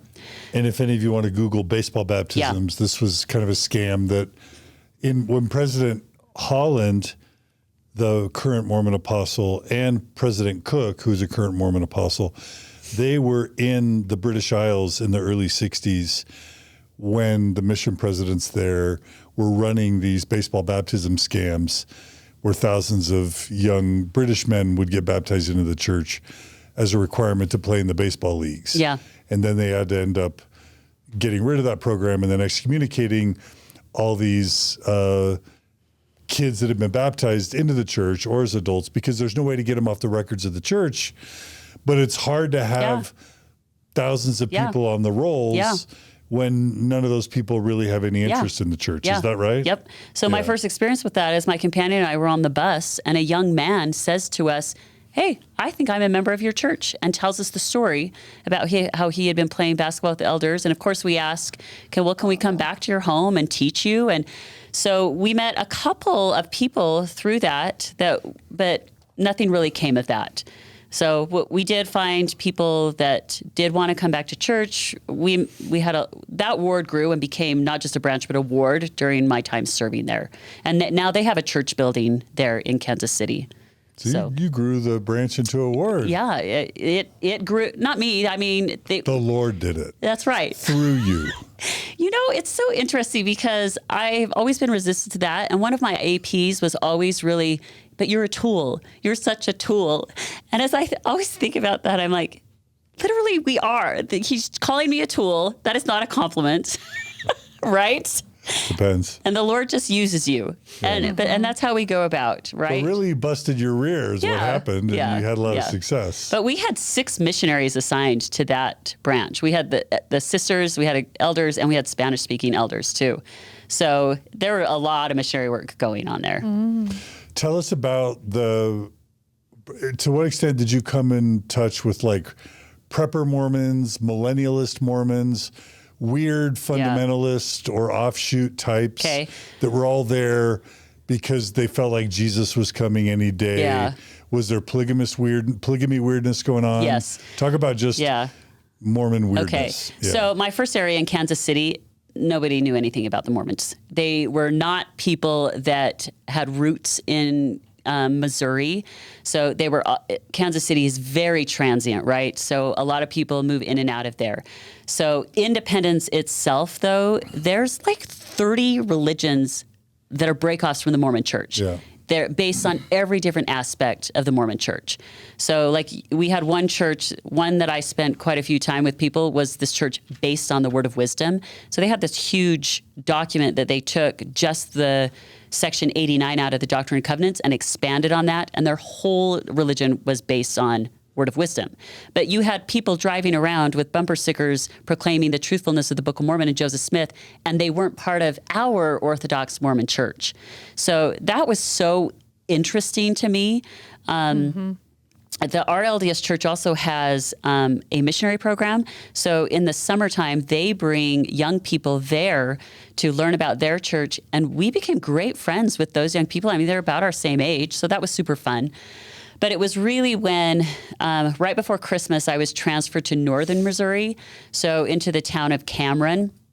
And that's where I started encountering a lot of this other type. So there were a lot of families there that had really big families, upwards of 12, 15, 18 kids, would live in these huge homes. And I remember one family specifically that he was certain that January or December 1998, that was going to be the second coming. Yeah. And I remember that people were kind of like, let's see if it's going to happen. And when it didn't, I never saw that guy again. He did not come out of his home for the rest of the time that I was there. And his family they were very embarrassed about that. So. And that's, that was a really important part of my teenage years as a Mormon boy.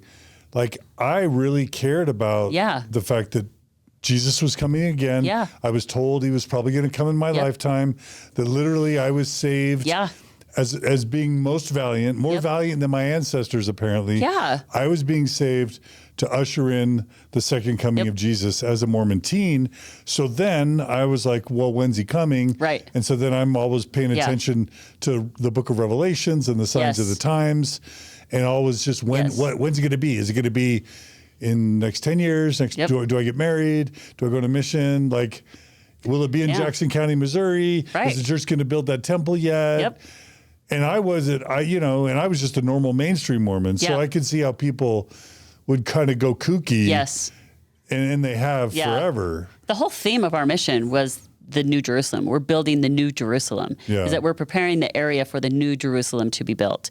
But in that area, people knew and understood that the Mormons lived polygamy, that we had this Book of Mormon, and it was a real issue as we were teaching people.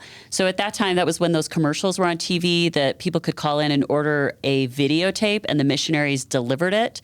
So there were certain places that we would show up and people would peek out their door. Did anyone see you coming? If no one saw you, I'll let you in. And there was one town specifically, I may have written this in my outline, that most of the towns there in northern Missouri are still, the main road is paved and the other roads are still dirt roads. They're pretty small towns. But there was one town we drove in and it was this kind of like seeing everything shut down. Blinds drawn, doors closed, and you get out of the car and you're like, what is going on here? And you could see people peeking out their blinds like, oh my gosh, are we safe here? Yeah. But we're missionaries, so of course we're safe. We're fine, right? So knocking on the door, we didn't know where to go. The addresses are kind of difficult. So we figure it out, and people, they tell you, come back when it's dark so no one sees you coming. And then we'll talk to you. I mean, things like that. Right. Yeah. There were a couple times people would open their door with rifles. Like if we were tracting in an area, if you're Mormon, I don't want to talk to you. Get out of here. I don't want anything to do with polygamists or Joseph Smith, anything like that. So northern Missouri, those people have been there for a very long time, and it is deep in them that they want nothing to do with the Mormons. Yeah. So I go from Kansas City teaching and baptizing more than we even have capacity to northern Missouri, nothing. Right. Nobody wants anything to do with us. That was very difficult. Yeah. And the people there, the preppers, the second coming, I mean, the members were all into that for the most part. Yeah.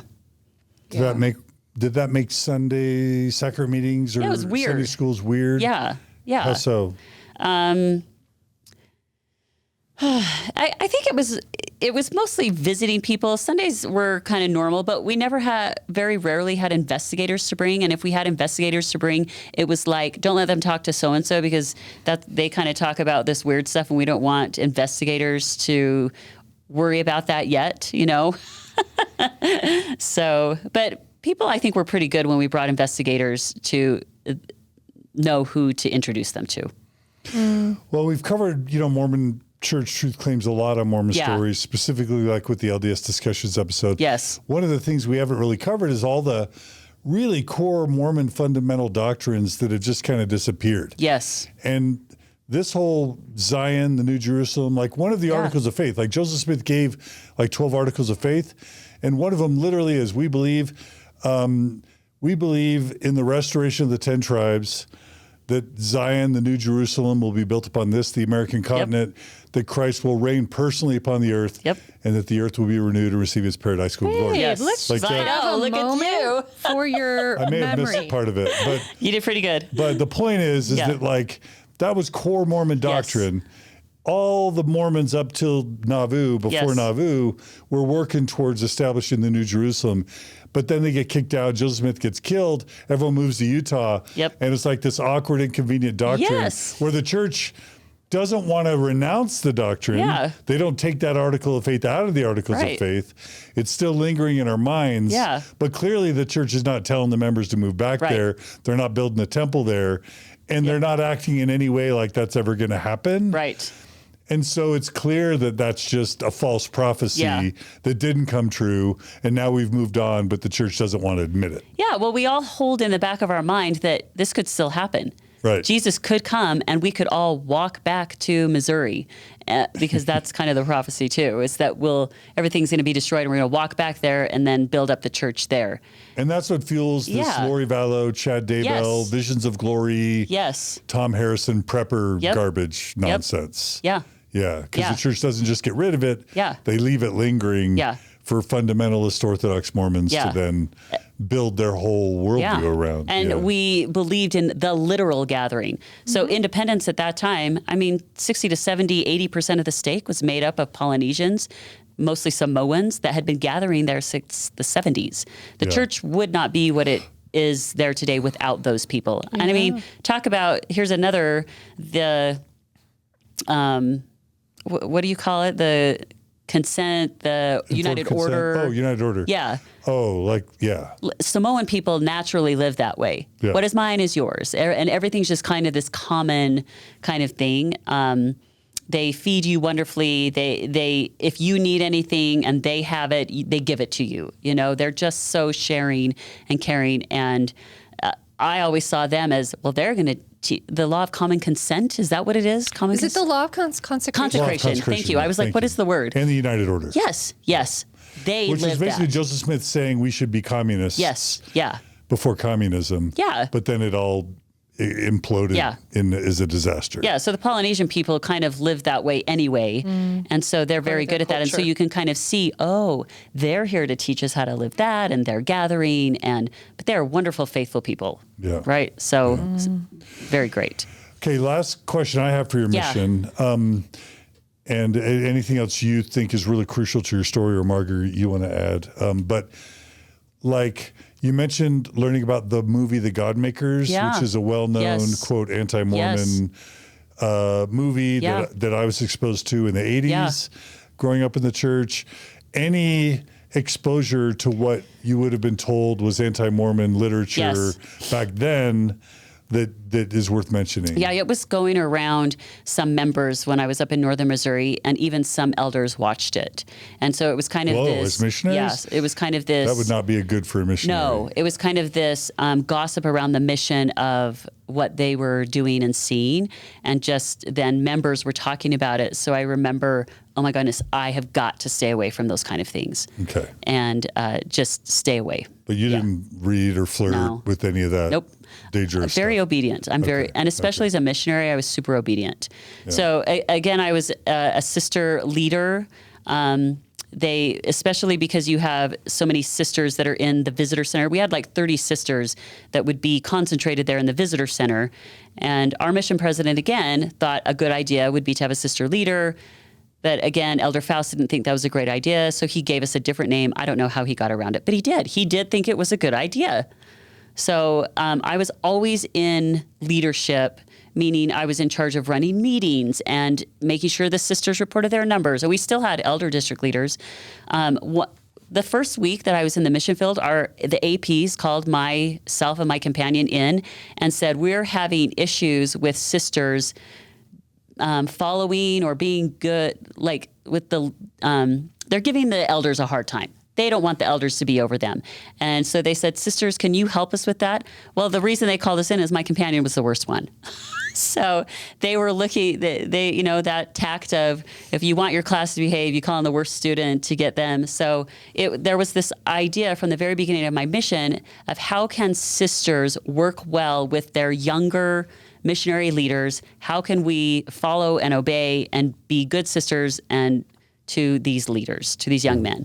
So that was kind of a theme that I saw, and I've seen all through the church, is women that have the ability to work with the leaders in a way that we don't cause problems for them, but that we help. It's like a shadow leadership. Yeah. Yeah. Yeah. And after, women made a stink around 2015 with the ordained women movement, eventually the church would create formal sister missionary leadership positions in missions. Yes. But, you were too early. Yep.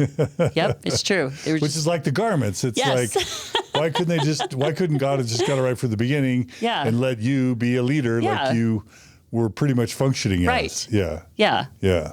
Yeah. Yeah. Okay. We've got 2 hours in. I want to spend a good hour on kind of you and your husband's faith transitions. Okay. But anything from your mission that's really crucial that you want to make sure we mention that would maybe tie into your faith journey later, or did we cover? No, I feel like one of the things that I have been pretty good at doing is whenever I come across something that doesn't make sense to me, that is in conflict with what the doctrine is teaching and my lived experience, I just kind of put it back and I hold on to that and say, someday I'm going to figure this out. Someday this will make sense to me. I've heard people refer to it as putting items on their shelf or something like that. But anytime I encountered people that were living in conflict to what the doctrine or I felt like the brethren were teaching, I could hold space for that. This is their experience, but I know what I'm supposed to do. And I'll have an answer for that later. There's always this promise of you're going to figure it out in the next life, or you're going to come across more teachings that things are going to make sense. Okay. So your shelf was building up. Yes.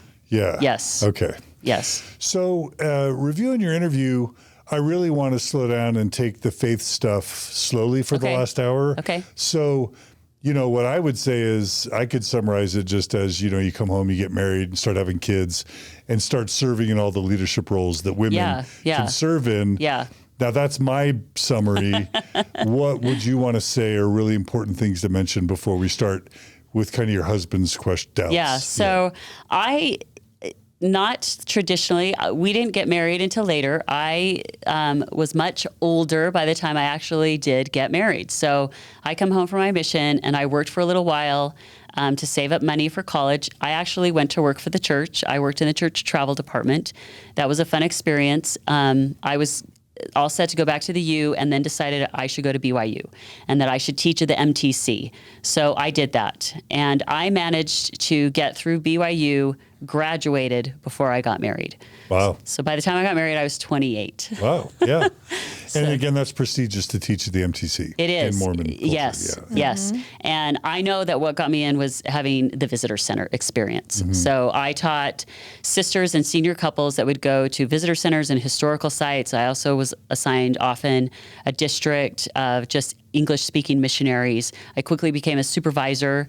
I would stay around in the summers. I would work full-time at the MTC, so I would have full-time classes that I was teaching, and then I would supervise teachers, and I would teach teachers. Yeah. So I did a lot with that, and having the experience of teaching the elder missionaries, the senior couples, gave me exposure to then the leadership at the MTC and the missionary department in church headquarters.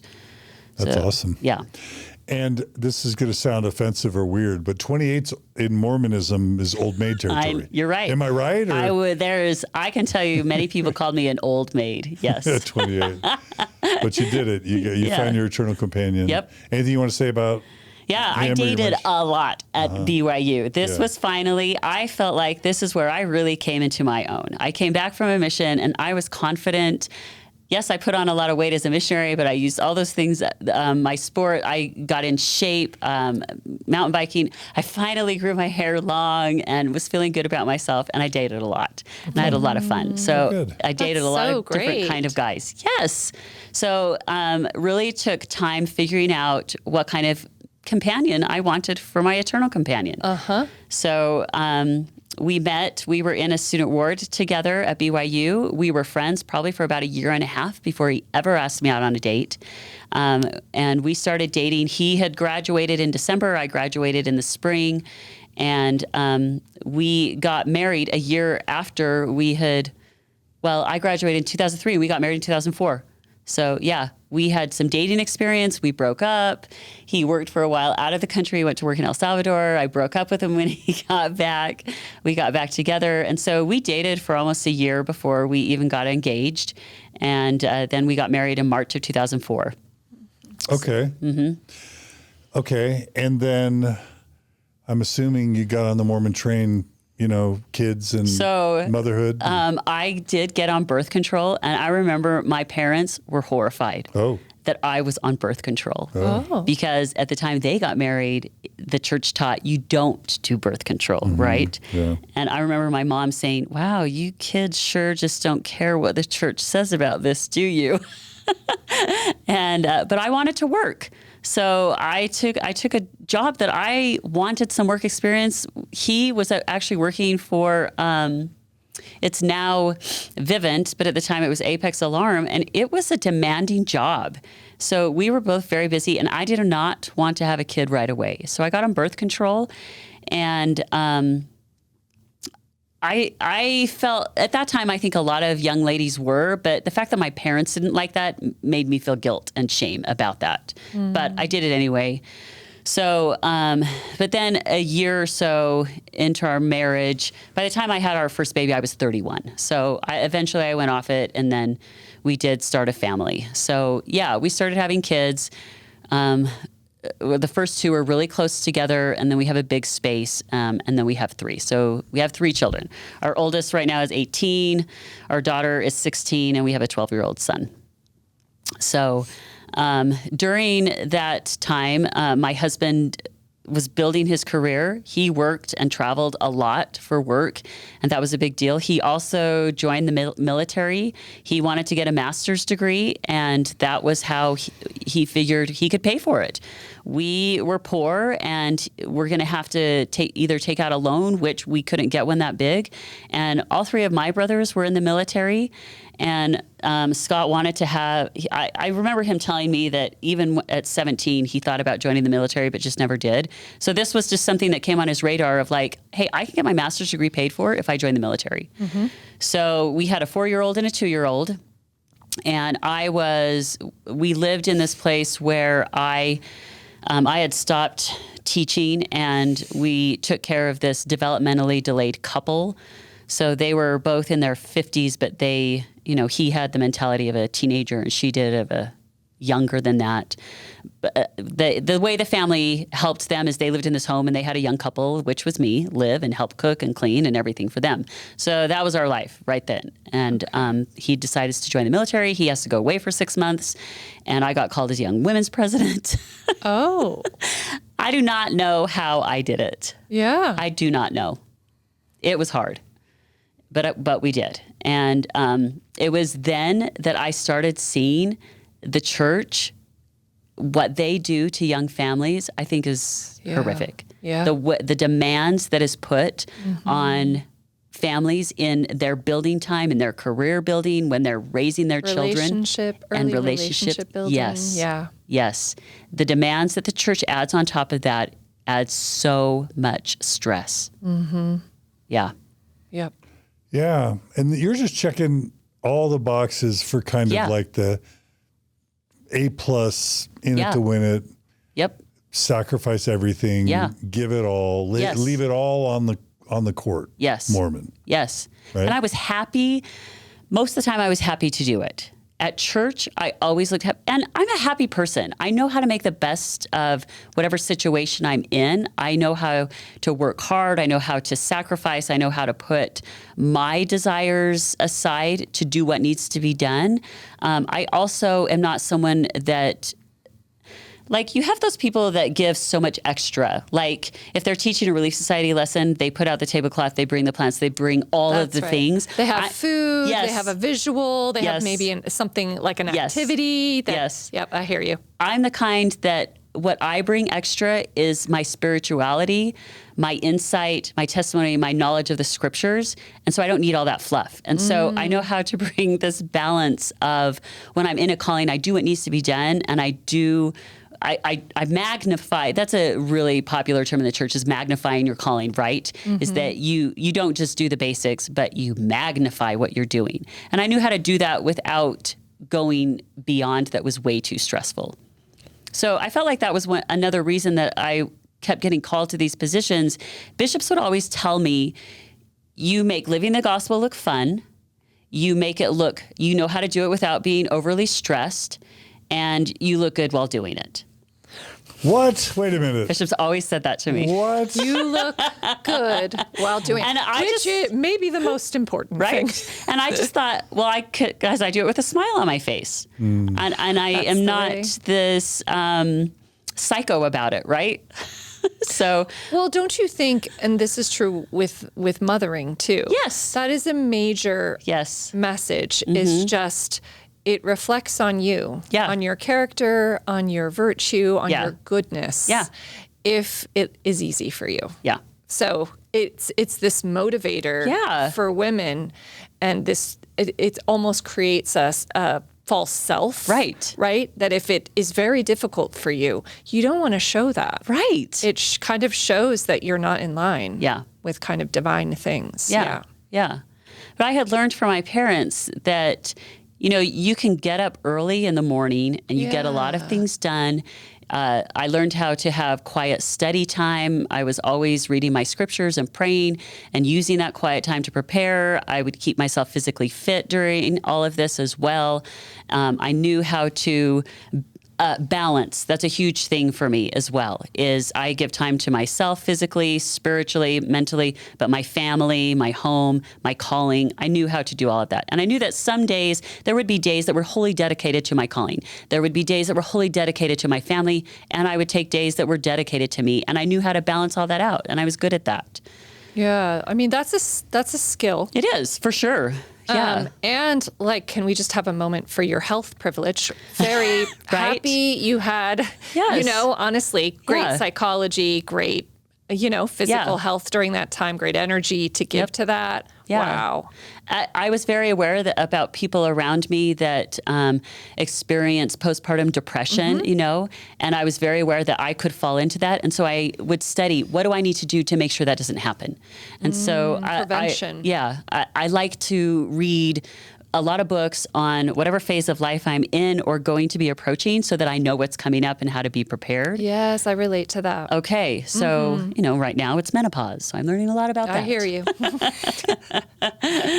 So in that time, I was very aware of women that were experiencing not only postpartum depression, but how hard mothering was. And make no mistake, there were days, I remember my husband saying there were days that he would come home and I would just be crying and so exhausted of the responsibilities of 2 little children, this couple that I was also taking care of, and my callings to manage all of that. And I would just like, welcome home from work, I'm going to bed. Right. Yeah. Yeah. Basic needs. That's real. Yeah. Or it would cause conflict with us because I didn't have time to give to him as well. Yeah, you were spent by the time he walked through the door. Yeah, you had nothing left. Yeah. So, I don't want to minimize any of that. That was real. One of the ways that I was able to deal with that, and this is always has been my advice to new moms, find a friend that you want to split babysitting with. Like, play groups were a huge thing when I became a mom, and I very quickly saw I do not want to go and just sit around with other moms watching our kids play and we can visit. I want to trade babysitting. So my kids go here, well, I get to go do what I want. Then she take them, I take them, whatever. Right. So babysitting trades. That's easier in Utah. It is. Right? I'm sure of it. Yeah. Yeah. Y'all were in Utah, right? Yeah. Okay. Orem. Which is Utah County near Provo. Yep. You mentioned your husband joining the military and being in the reserves. Yes. And my dad was in the reserves all growing up. Okay. Coast Guard reserves. Yes. But that adds an extra complexity. Yes. To the juggle. Yep. Yeah. Right? Do you want to talk about that? Yeah. So I told you the motivation why we wanted to join the military. He wanted to get a master's degree paid for. Nobody else in our family was willing to accept that was the motivation. We had to say to them, hey, and we did. We went in prayer. We went to the temple. We thought about this, but it was something that we felt good about before we even did any of that. So we were going to proceed unless God intervened and told us no. And especially his mother was so mad at me that I would allow her son to join the military and possibly be deployed somewhere where he would be put in danger. I had to pretty much say to her, this is what God wants for our family. And then she finally stopped giving me a hard time about it. Yeah. But yeah, so he joined and he had his time here, like stationed at Springville, and then at Camp Williams, and then after a few months he had to do his basic training. So his employment gave him the time off. They pretty much just held his job, had other people fill in for him, but he was gone for 6 months. And that's big. Yeah, he went and did, and I say that knowing that there are military families out there that their spouses have been away for much longer. Right. Like I said, all three of my brothers were in the military, and sometimes they could be gone for, 3 months, 3 months, 3 months, or a year and a half or something. I have a brother that has been multiple deployments as well. Yeah. So I totally know 6 months is nothing. Well, it's something. And it's really something. Yeah. What they're managing. Yeah. As well. Like right? we should have a moment for that. Yes. I just think it is a thing to be recognized. Yeah. Yeah. So that was that first experience where he had to go to basic training and then his AIT training. So you have basic training and then whatever job you're assigned to, you do training for that. So he wanted to take a job that would require the least amount of training and what was available to keep him here in Utah where we wouldn't have to move anywhere. And that was being a cook. So that was only a couple of weeks. So he joined the military and went in as a cook. And just to kind of give you an idea, most guys that go in as cooks are not educated. It's not a difficult type of job. You're serving other people. And here he is as a professional. He could actually go in as an officer simply because he has a bachelor's degree, but that's what was available for him. And that was required the least amount away from his family at that time. And so he took that. He did that. And he has totally enjoyed that and finds this great pleasure in actually making meals and serving the soldiers meals in doing that. Yeah. That's beautiful. Yeah. And it has been. And he has had such an amazing experience to that. He's now a chief warrant officer over supplies. And so he doesn't get to prepare the meals anymore, but make sure that that is taken care of. So he has had opportunities for deployments, and he has been deployed on certain missions and training, like to Guatemala. He's been to Colorado. He's been to Idaho for different schools. He's had to go to South Carolina. So he'll have a couple months at a time every few years where he has to go away. But for the most part, he hasn't ever been deployed to a war situation. And we feel very lucky about that. And you mentioned that service sometimes had implications for your relationship. Yes. Did you want to talk? Sure. I'm happy to talk about that. Only if you want to. Yeah, it's fine. So he would travel for work. Often he worked for a marketing company or just different companies that he's worked for. He'd have to be out of town. And then once a month, he goes away for the military. So he's gone a lot. So he misses quite a few things with our kids and with me. And when he comes home from being out of town for work or the military, it is not like he walks through the door and he says, hey, I'm here to take over for you. It's, I'm exhausted. He needs 2 days to recover from all of that. Yeah. So not only am I... Well, you've been holding down the fort. Exactly. Yeah. Yes. So that at first, I really resented that. And that was really hard. I was not very welcoming to him. He would come home and I wasn't always happy to see him because I know he's not really there. He just needs to go to bed and he needs to recuperate. And that was difficult for me. But he was ready for some love and affection from me. And so we had this conflict of I wasn't ready to give it because he wasn't ready to take over and relieve me. But we just needed different things from each other. And so it took us a long time to actually figure out what we each needed and be able to communicate that.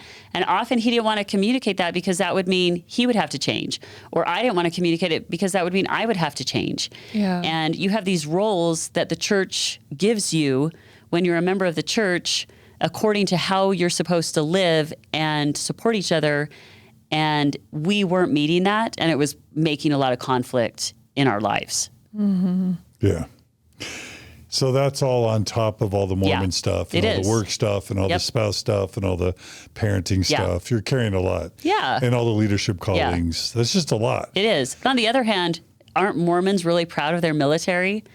Mormons are really supportive of their military men because you have prophecies about the military men coming down from the mountains to save the country. Mm-hmm. Mm-hmm. So although the Utah military knows that that's what they're being prepared for. Right. Yeah. That's right. And I think, and we've gone over this, I think, with some of our other interviews with people who've served in the military. But the Book of Mormon is very much like a military story. Yeah. Yeah, where those that are kind of fighting are viewed as very much, it's on the side of God. Yes. Yeah, to do so. And so sometimes in the community when Scott has drill and he'll be in his uniform and we go out, people are so good to say thank you for your service and to recognize him. We'll go to a restaurant often and people will go up to pay for our meals and our meals are already paid for. It makes me feel so humble. People are so gracious, and it doesn't always come from the top down, right? But people recognize the service and the sacrifice. He was deployed with the change of power, the last presidential election, not just this past one, but do you remember the riots that were in Washington, D.C.? One of my brothers was deployed to help keep that under control, and Scott was deployed at the change of power. And we didn't know what it was going to be like it could have been like that. But while he was gone, my neighbors, every time he's gone, meals show up on my porch. This is where I love the Mormon community, is the way that people step up and serve. And because I've always had these positions in leadership, I am very privileged to see the ways that people serve quietly. Yeah, the behind the scenes probably. And Yeah. And people would know that he was out of town. A pizza would show up on our porch, a casserole. People would call, can I give your kids a ride anywhere? What do you need? And even though it is a burden and we're talking about the stress that the church callings bring, it also put me in a position that people knew what was happening in my life. And even though I felt very capable that I didn't need these things, I always allowed, what am I going to do? A meal shows up quietly. I don't know who brings it, even though I do have an idea. It makes you humble and grateful.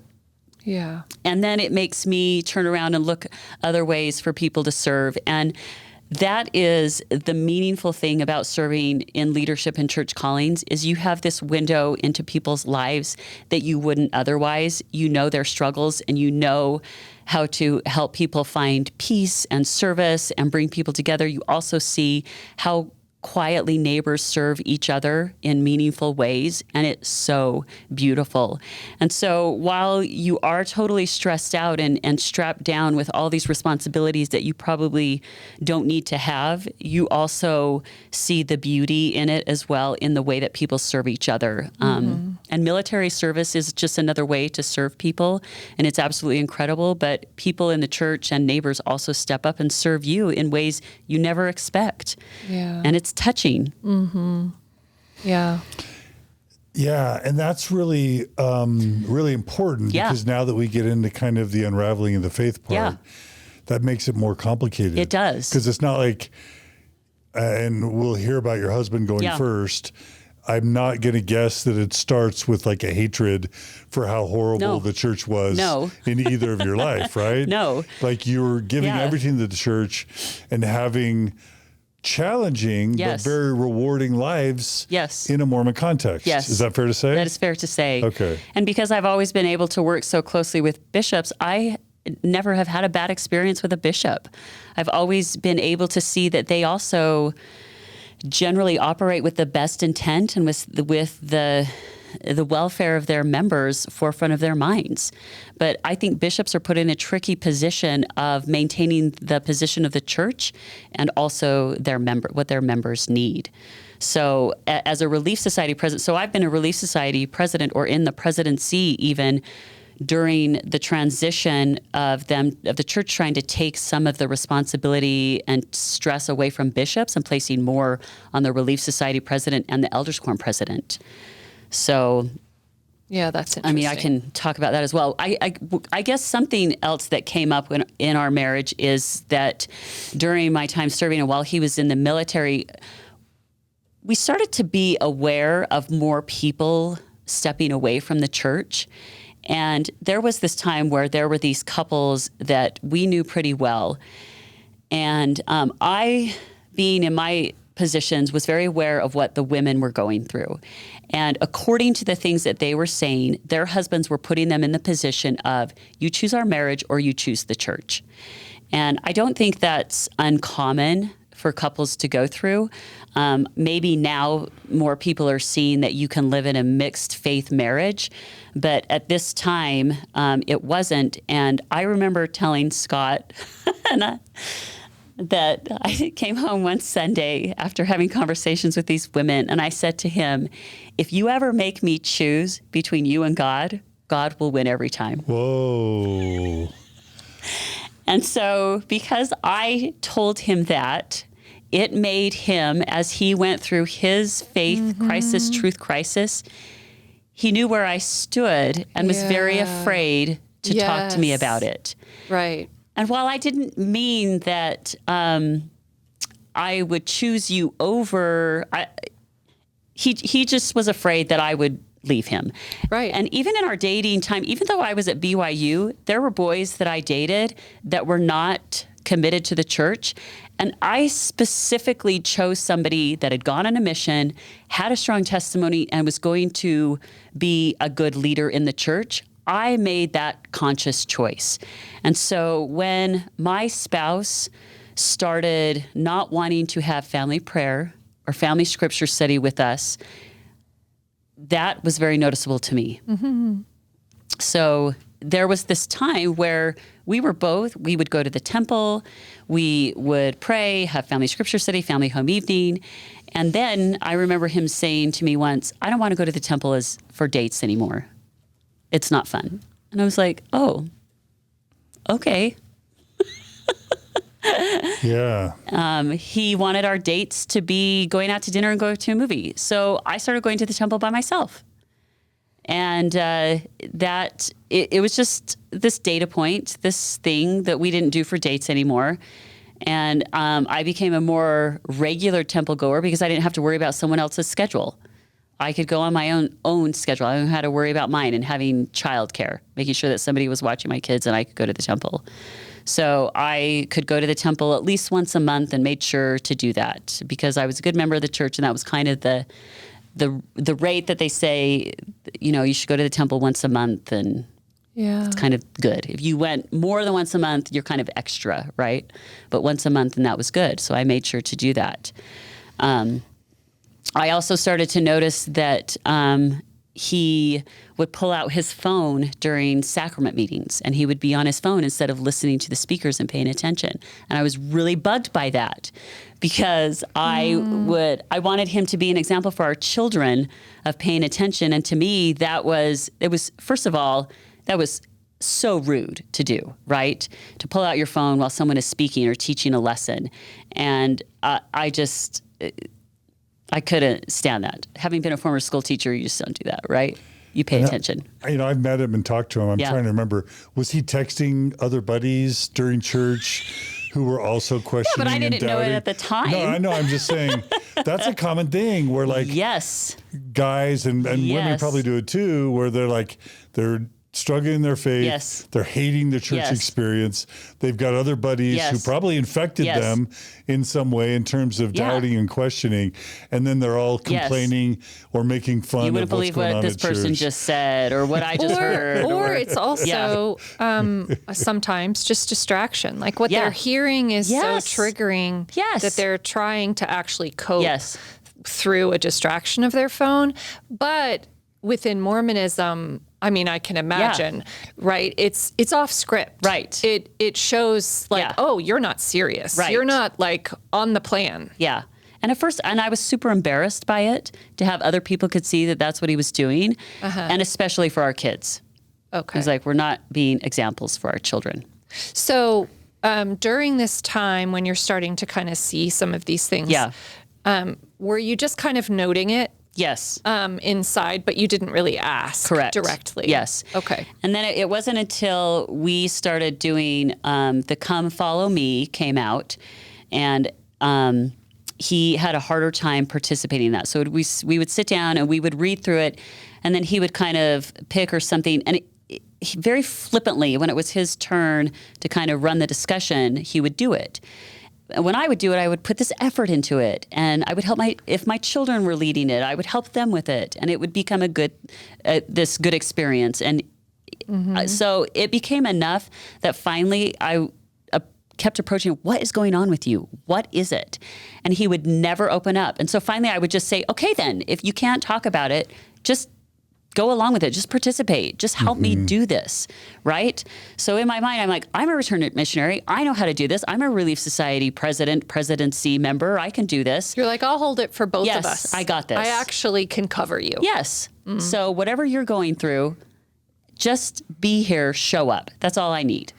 And were you worried about what was going on inside, whether he was mentally healthy, whether he was going to sin or leave the family, and most importantly, whether your eternal salvation as a eternal couple was going to be in jeopardy? Yes, I went through all of that in my mind. He's not in love with me anymore. He's not happy in our marriage. He is not happy. There's something going on with him with the church, which I couldn't imagine what that could be. Then also I was like, is there things at work that are causing you stress? Is what's going on in the military? Just what is going on? Why is this is inconsistent behavior? This is not what I've seen from you in the past. There's just things going on that you're not opening up about. And he's someone who likes to talk. And so because he would not talk about this, it was very noticeable. Yeah. And probably like very destabilizing and scary for you. Yes. We fought a lot about it. It was a source that, and because of this, we weren't connecting. Our intimacy in all ways was suffering. Yeah. And it was very noticeable. And it was noticeable to our children. It was noticeable, I think, to people around us as well. We just weren't close. Right. There was like a disconnect. Yep. There's a disconnect. There was tension. Yeah. And for him, probably not to speak like it's his story but sometimes what can happen is this feeling where you feel like there's so much at stake that you can't be authentic. Right. So he's in this place of like, things are changing, and to go along, actually, like you said, you're offering to cover, but to go along feels like self-betrayal. Yes. And feels... It also had this effect on me that I hadn't felt since I was young, and that was I couldn't trust my feelings as a person. Like, it was very damning to me. My... like I was doubting myself in a lot of ways. Like, here I thought I could be this bright, smart person, and he wasn't giving me that feedback. Here was a person that was loving me, that's supposed to love me the most and is my eternal companion. And yet, all of the time, my sense of self was going further and further down in, well, I can't trust my own thoughts about this. I can't trust my instincts and my intuition. I clearly have no idea what's happening. It just was breaking us in all the ways. Yes, I see that. Yeah. And your marriage was built on a certain contract. Right. Yes. And from the believer's perspective, the non-believing spouse is breaking the contract. Yes. And so the church teaches you when this is happening, what do you need to do? You need to double down. You need to pray more. You need to read your scriptures more. You need to go to the temple more. You need to do more service in the church. And so what did I started doing all those things, and that was worse. Mm-hmm. That was the wrong thing to do. Why? Yeah. Well, because as he was pulling away from the church and I'm doubling down on it, then this conflict was even greater, and it was just bubbling under the surface. Like intensifies. Yes. Yeah. Mm-hmm. Yeah. And I would, okay, if I need to bring my family, my husband, I need to serve more in the church. Maybe if I do more service for other people, instead of being at the home more, I would look for more ways I could get involved with the church or more ways I could bring the scriptures in. I mean, I started, not only were we having family prayer and scripture study, but I would pull out the scriptures as the kids were running out the door, and I'd be like, here's your scripture for the day. You need to think about this. And because that's what the church teaches you is supposed to work and is the way you find happiness and peace and contentment together. And it wasn't working. It was having the opposite effect. Was it driving a wedge between you Absolutely. both? Yeah. And then I've counseled with a lot of people in his situation, and it's not healthy to be hiding things from your spouse, to not feel like you can go to your spouse, to tell them everything, to be not just to be terrified that your spouse won't love you or want to be with you, but also to also feel like your spouse is disappointed in you, especially over years. Yep. That could be really toxic stuff for mental health, for the marriage. Yes. Even suicidality can kind of emerge. Yes. In that scenario. And infidelity, honestly. Absolutely. Yeah. And I was worried about all of those things. Yeah. So I did become aware at that time that his two best friends were also questioning the church and their spouses. And I mean, they're people that we look towards so much that we had known even before we got married. And I know that he was spending time with them and talking to them. Then I became aware of that's who he was texting with during church. We actually went on trips with them. And I drove down there with one of the wives, and we talked about it the whole way down. And she was still on the fence about whether she was in or out of the church, but her husband was out. And on this trip, I knew that they were having lots of conversations with Scott about it.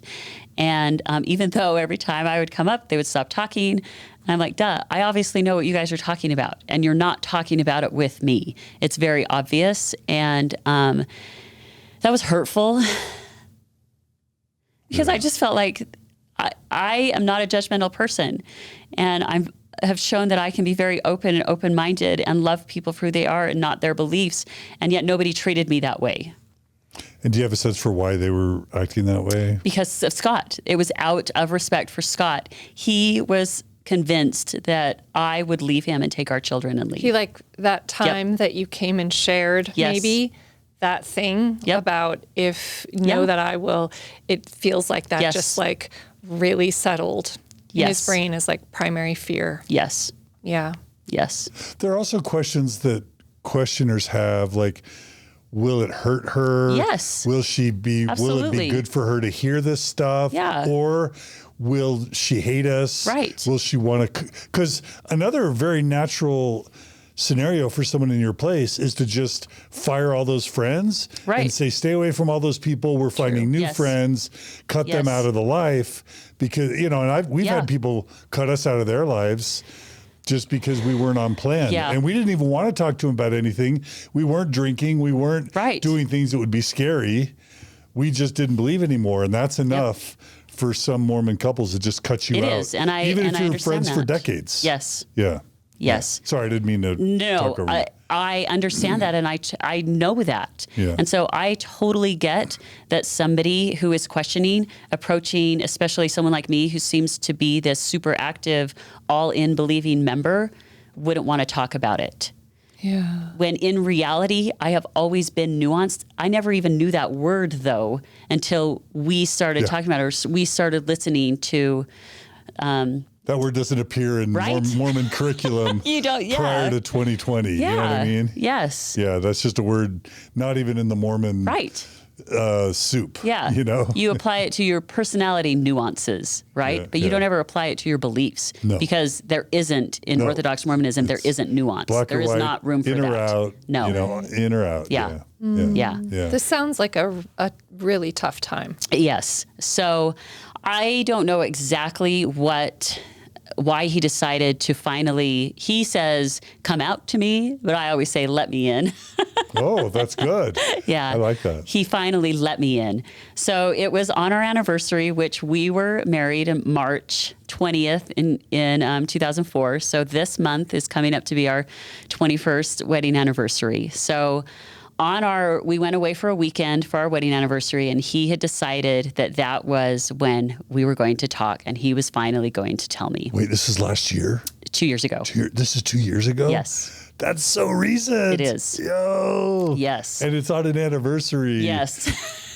You know, the people are always like, when's the right time? The truth is there's never a right time. There never is. But I've heard people say, I wish I hadn't have chosen like a honeymoon anniversary vacation in Cancun as the place to tell my spouse I don't believe anymore. But I can see some of the elements that you want to have when you're going to tell someone something would be there when you're going away, when you're alone, when he can kind of, we have the time apart from our home. Yeah. Kids aren't around. Mm-hmm. They won't see the conflict. You'll have space to have your own feelings. Yes. Mm-hmm. So how'd that go? This is how it went. He didn't bring it up the night before. We had Saturday night. We had a lovely night together, full of all kinds of intimacy. It was wonderful. The next morning on Sunday, he said, we need to talk. So we sat down, and he just poured his heart out. It probably took him 3 hours. He cried, and he just told me everything. And while I listened to him, I felt nothing but compassion and love. I felt all of his pain, and I felt so bad that I had created this environment where he felt like he couldn't come to me and talk to me about these experiences that he was having. And it was so emotional and so filled with, he was so sorry and felt so bad that I know that other couples that have experienced this, that has been a horrible experience, and there's been lots of fighting and yelling and hurt. I didn't feel any of that, and I didn't want any of that. I just felt so much peace that I finally understood him, and they was finally opening up. That when it was done, he said, what do we do from here? Are you ready for a divorce? I was like shocked that he would think that. I said, no, I feel so bad that you have had to go through this. And we determined that we would not have any more secrets from each other, that we were going to talk about everything and build on this. And I said, I love that. Thank you. And we determined that anything that we were thinking, feeling, we would open up to each other about. And I said, I do not want to leave you. I love our family. I love you. And I said, let's see what our life is going to be like from here on out. We're going to take it day by day. And I said, at this moment, I still choose you. And every day when I wake up, I will decide whether I choose you or not. Yeah. And every day I choose to be with him. And our family, our marriage has gotten enormously better, exponentially better. Yep. We have talked about everything and anything, and our intimacy in all the ways is so much better. Right. Our marriage is so strong. Just because details help. Yes. Do you remember like 3 to 5 of the main things he told you during that 3-hour conversation? What they were? Yes. His first issue was around tithing. He had gotten around behind on paying tithing, and he was going to make it up. But by the time that tithing declaration came around, he was not a full tithe payer, and so I don't love the way the church has always done this, right? There are so many things that the church can do better on, and this is one of those. You go in as a whole family for tithing declaration, and a father and a mother have to declare whether they're full tithe payers in front of their children and each other. It's kind of coercive. It is. Yeah. It is horrible. Yeah. Mm-hmm. And it used to be that you would have a printout of all the tithing you paid and that the bishop did too. Mm-hmm. And now it isn't. Now the bishop has on his screen yes or no, and he has no idea how much tithing you've paid. And but at that time, he still could see, and he could question you on that. Well, you live in this type of home, or you drive these cars. Clearly, you're making more money than the amount of tithing you're paying, right? That's horrible. Mm-hmm. So, Scott, me and my children went into this tithing settlement, and we got to declare we are full tithe payers. Our children don't pay any tithing. Scott stayed behind and said to the bishop, I'm not. I'm behind. And the bishop said, you need to surrender your temple recommend. None of, well, you've been a full tithe payer for your whole life up to this point. Maybe we could come up with a plan for you, but just, you can't declare it in this moment. Surrender your temple recommend. Interesting. Which is humiliating. Absolutely. That was devastating for him. Yeah. He didn't have it on him. And so he had to bring it to church.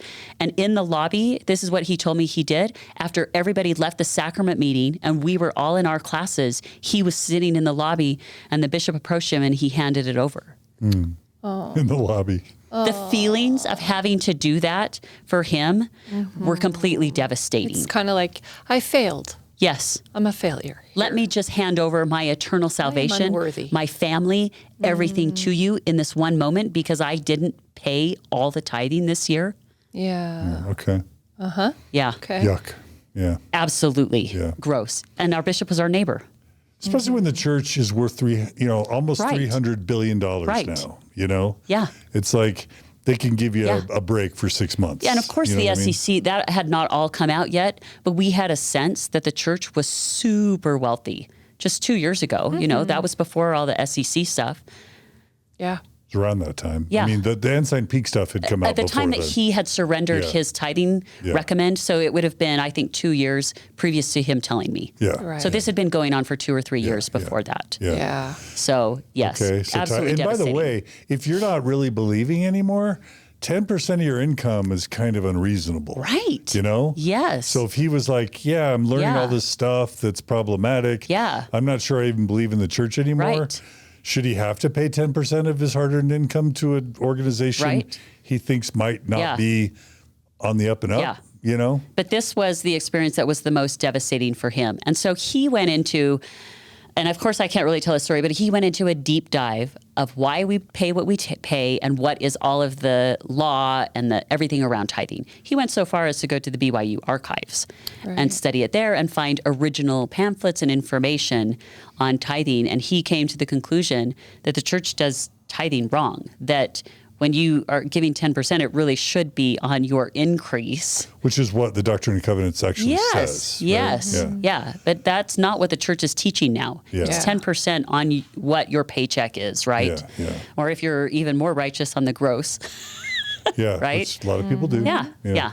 So because of that, he started then thinking about, well, what else is wrong? What else is going wrong as well? And so then he started, I just saw as he was talking all these things where he finally started looking at the temple, the scriptures. He just started deconstructing all of these things. It just was breaking apart his testimony. Mm-hmm. So he did not want to be involved in our family prayer and scripture study, the home church, the come follow me. I mean, COVID was an absolute blessing because he didn't have to go to church, but we were doing home church, and I was very into that, right? Oh, it's time for church. Turn on our YouTube church now, watch the broadcast and everything. We could see that our children weren't totally into it, but they were going along because I was making them, and we have obedient children, and I have wonderful children, and because I was asking them to do this thing, they were doing it. So, but it was starting to break apart. So I'm guessing he would have then stumbled into like the Joseph Smith stuff, Yep. the polygamy stuff, Yep. He came Book of across Mormon stuff, Yep. Book of Abraham stuff. Yeah. All the stuff we cover on LDS discussions. Yes, absolutely. Yeah. And I don't know exactly what his friends were feeding him and everything, but he found out a lot of information from them as well. But I do think even on his own, the Book of Mormon stuff kind of started to fall apart. The idea of the priesthood, patriarchal blessings for sure. There were just kind of all these things that just started crumbling for him. And then once y'all had this very important meeting on your anniversary, did he want to share with you the things he was learning? So what he said to me... Because you were still a believer, right? Yeah, he very much said... So we have that meeting. That week is... I had been serving in a Relief Society as a first counselor for like 6 years. That week, the bishop came and asked me to be the president. Did he know about your husband? No. Okay. So the week prior... Bishop, but he did know. So I think it was this order. Week prior, Bishop comes to me, says, I'm releasing you as first counselor, calling you as president. We go away for the weekend, have this exchange. I'm getting called as president. And in my mind, I'm like, oh, well, God knows, of course, that we just had this. Here's my way. Am I going to bring Scott back into the church? Am I going to make it all right? Oh. Or what's this experience going to be like for me? What is this all about? Is this about me keeping my children in, leading them the right way? It was just kind of this, let's see what happens here. But of course, I'm going to accept this calling. But the bishop did know clearly. The tithing stuff? Yeah, he knew the tithing. So it was a different bishop by this time. Okay. Oh. So this bishop, he only knew that Scott didn't have a temple recommend. Okay, but he did know that. Yes. Okay.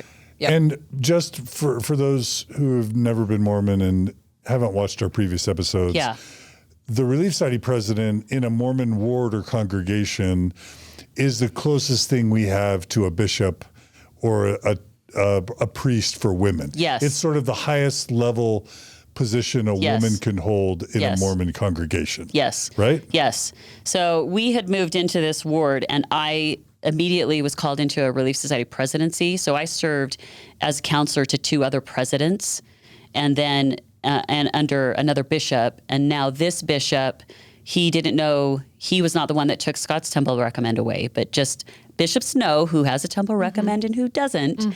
And Scott was serving, his calling was either he was a Sunday school teacher of the youth or he was in employment. I think he was still a Sunday school teacher. Yeah. So he was teaching the 16 and 17-year-olds in Sunday school. Loved that. He was really good at that, but he didn't, now he's having to teach them things he's not believing in anymore as well. So, but to get that calling, it's not like the bishop just calls, most callings the bishop calls the person into the office. The bishop came to our home and sat down on our couch with me and Scott, asked to meet with both of us, and asks, every time I receive a calling in leadership, they get my husband's permission first and want to know how he feels about it before they extend the calling to me. That always bugs me, but they do that. But it's okay to have spouses, because of the time commitment. If it works both ways. Yeah, exactly. Maybe. Yes. Yeah. But they never, any calling he got, they never asked my permission. Yeah. And that's why it bugs you. Yes. Yes. Yeah. So it is interesting. I mean, I'm not reading into it, and I just think it's interesting that, the bishop is aware that your husband doesn't have a temple recommend. Yep. And that this is the time. Yes. Back to kind of how oftentimes callings can come in times of actual real stress for couples or families. It definitely signifies that he's a little bit off script in some way. Yes. And that's the time that they choose to come in home and do something so confronting as like, would you object to us giving your wife this very important calling? Right. Even though you're clearly, there's a little bit of a feeling of that, Absolutely. right? But we were still, our whole family was there every week in the pews, attending, participating. You're still in. Yes. The family was in. Yes. But I think this is where sometimes for people that are in mixed faith situations, the church becomes a barrier that separates the couple. Or makes it very complicated to exist at a time that's already kind of confusing and tenuous. Yes.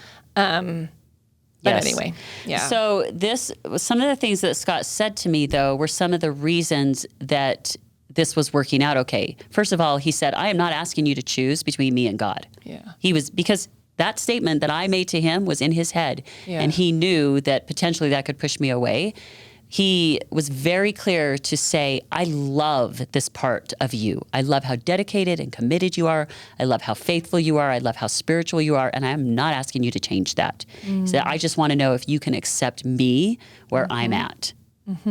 And yes, I can do that. Of course I can. That doesn't mean I didn't cry in the shower over it or yell into my pillow about that because now I have feelings. Yes, yes. And I intentionally chose him because of those attributes as well. And now he's taking that away. And now he's making me be in a different type of marriage than what I agreed to. Yeah.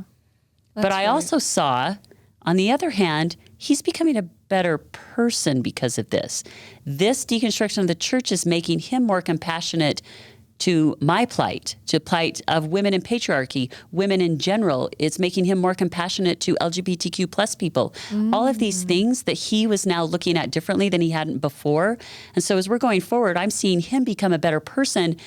And how is that possible as you're deconstructing the church that all is supposed to be the source of all eternal happiness, and he's becoming better? That was where a lot of, I started to see, okay, it's okay for me to start looking at this. And at that time, he said to me, at some point, I want you to start to understand what it is I'm going through and why I believe what I believe. But I'm not asking you right now, I'm not asking you to look at anything. So smart. That's smart. Yes. It's a little bit, I don't know if it's intentional, but it's kind of reverse psychology. Yes. It's like, I'm not going to push this on you. Yeah. But, if you're ever ready, I'll talk about it, but I'm not going to, and that's smart. Yeah. Versus like, you need to hear this. You need to hear this because I'm struggling and you need to know your head's in the sand. Yes. You're blind. That. Yep. It's so smart. He didn't do that at all. Yeah. So this was in March, and he was, I asked him to keep attending church for our children, for our family, and he agreed to. So he did, but by August, one day in August, there was this day that he sent me a text during church and just said, I'm sitting out in the truck. So I go out to the truck and he's out there and I can see that he is emotionally distraught. I don't know what has happened, but he is not in a good place. So we all get in the truck. He's been crying. He's angry. I say, let's take the kids home and then let's just talk.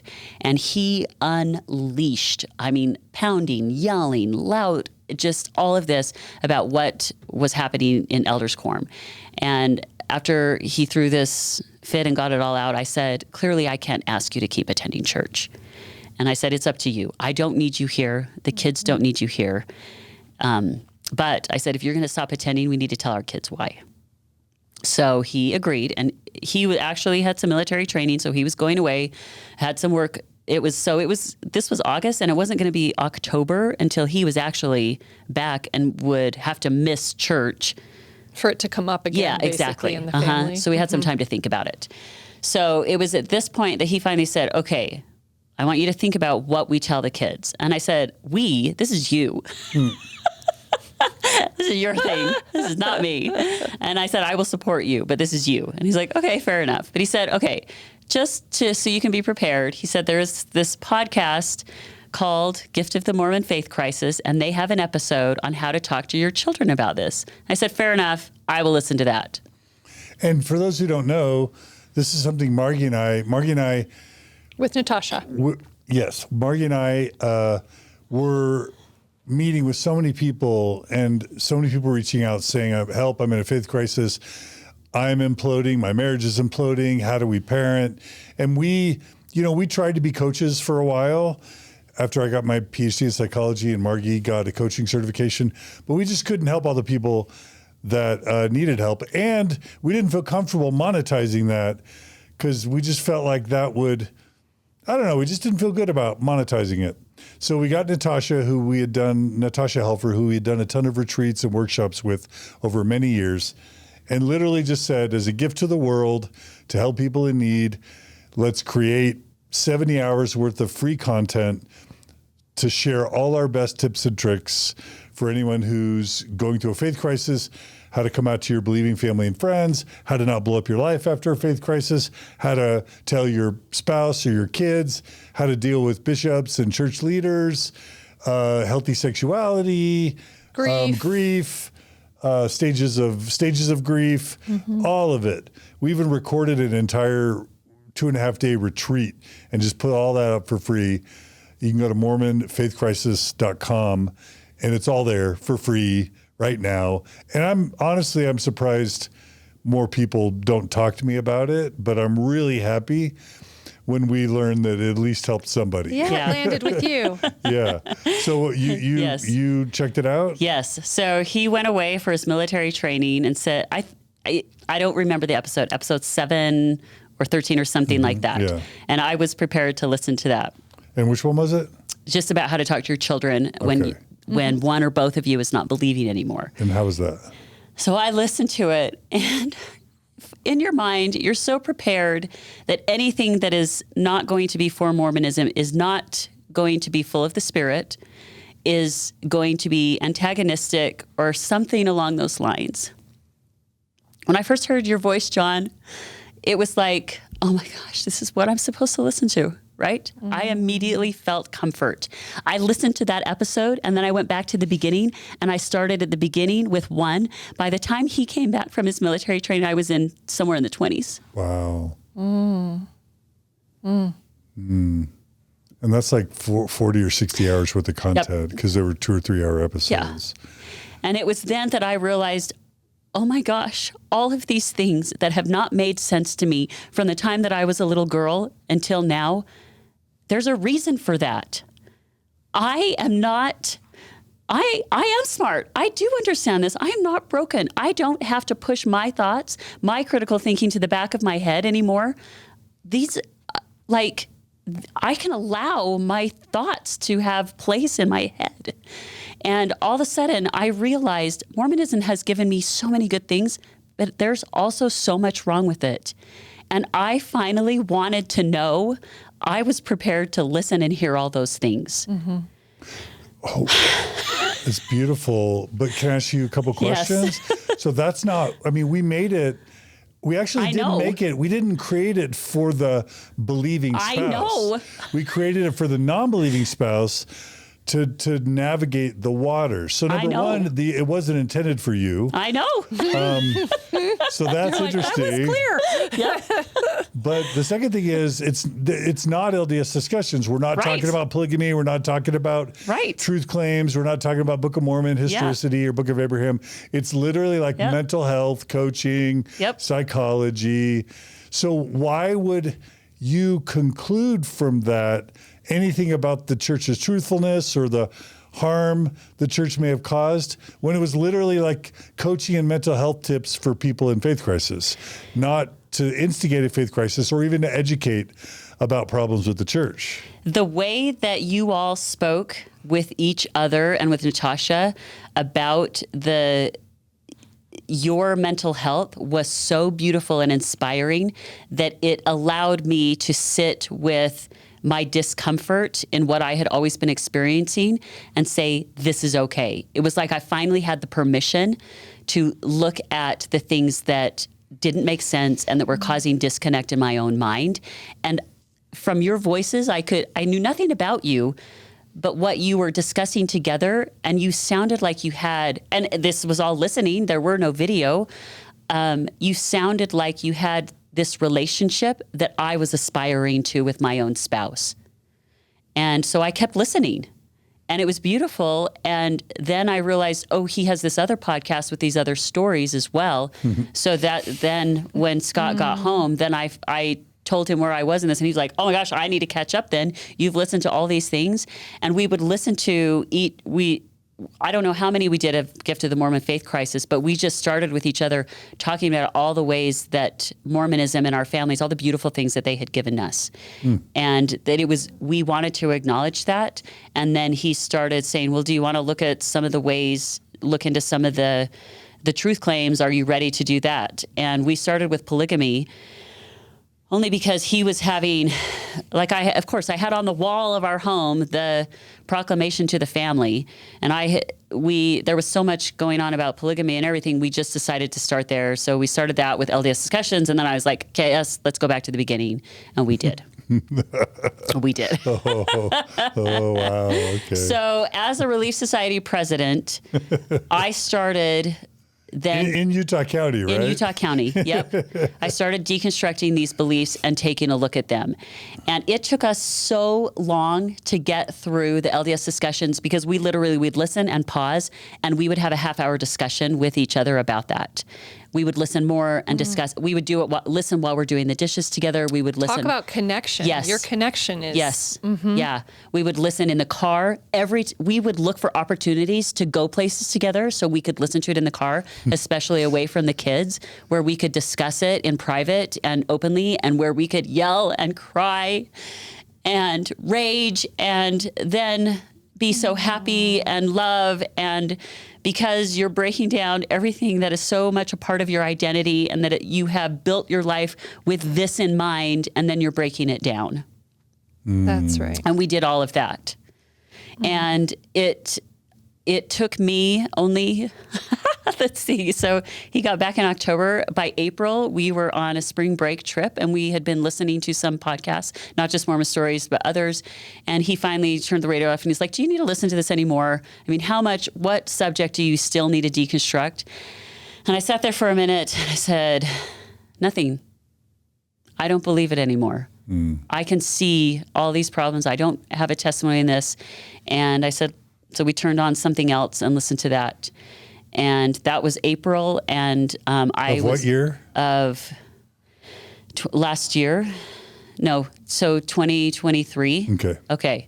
So then I still had, I was like, I'm going to serve out my time as the Relief Society president, which would be, usually it's 3 years. That was kind of nobody ever set time limits, but somewhere along the way in all these callings of bishop, stake president, whatever, there became a time limit, right? So it became the trend that Relief Society presidents were serving for about 3 years.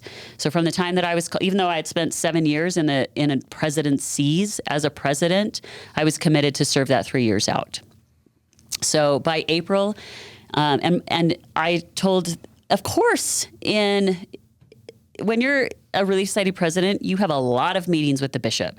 You have ward council, and your purpose in those meetings is to talk about the families that aren't coming.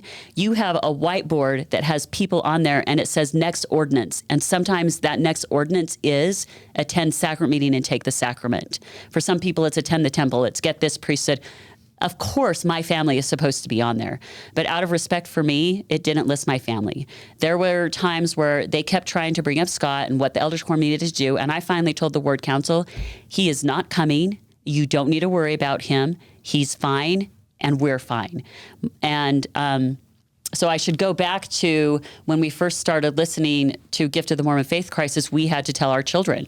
So our son at that time was he 15? So that's like 3 years before his mission, right? Yeah. He's 18 now. Yeah. So we told him that Scott was not going to be attending church and that he didn't believe, and that Scott wasn't going to go into it all with him at that point, but that he could tell him. And our son's reaction was, phew, I was wondering when this was going to happen. He said, I am so thankful for this. He says, I've just been going because you're making me.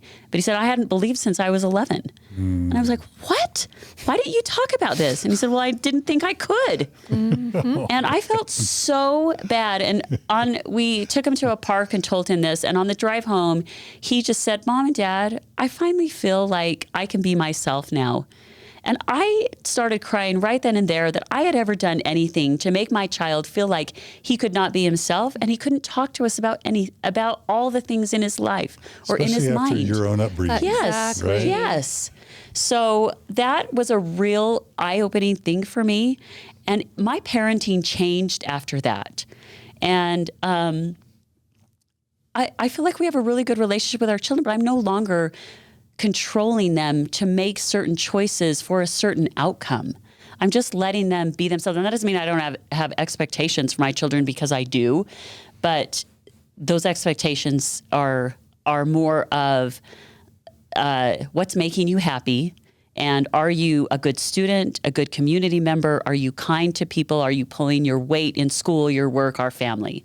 You know, it's those kind of things to make them a good person. But the church milestones, I'm not concerned with. So that was him. Our daughter was immediately she thought we were telling her we were going to get a divorce.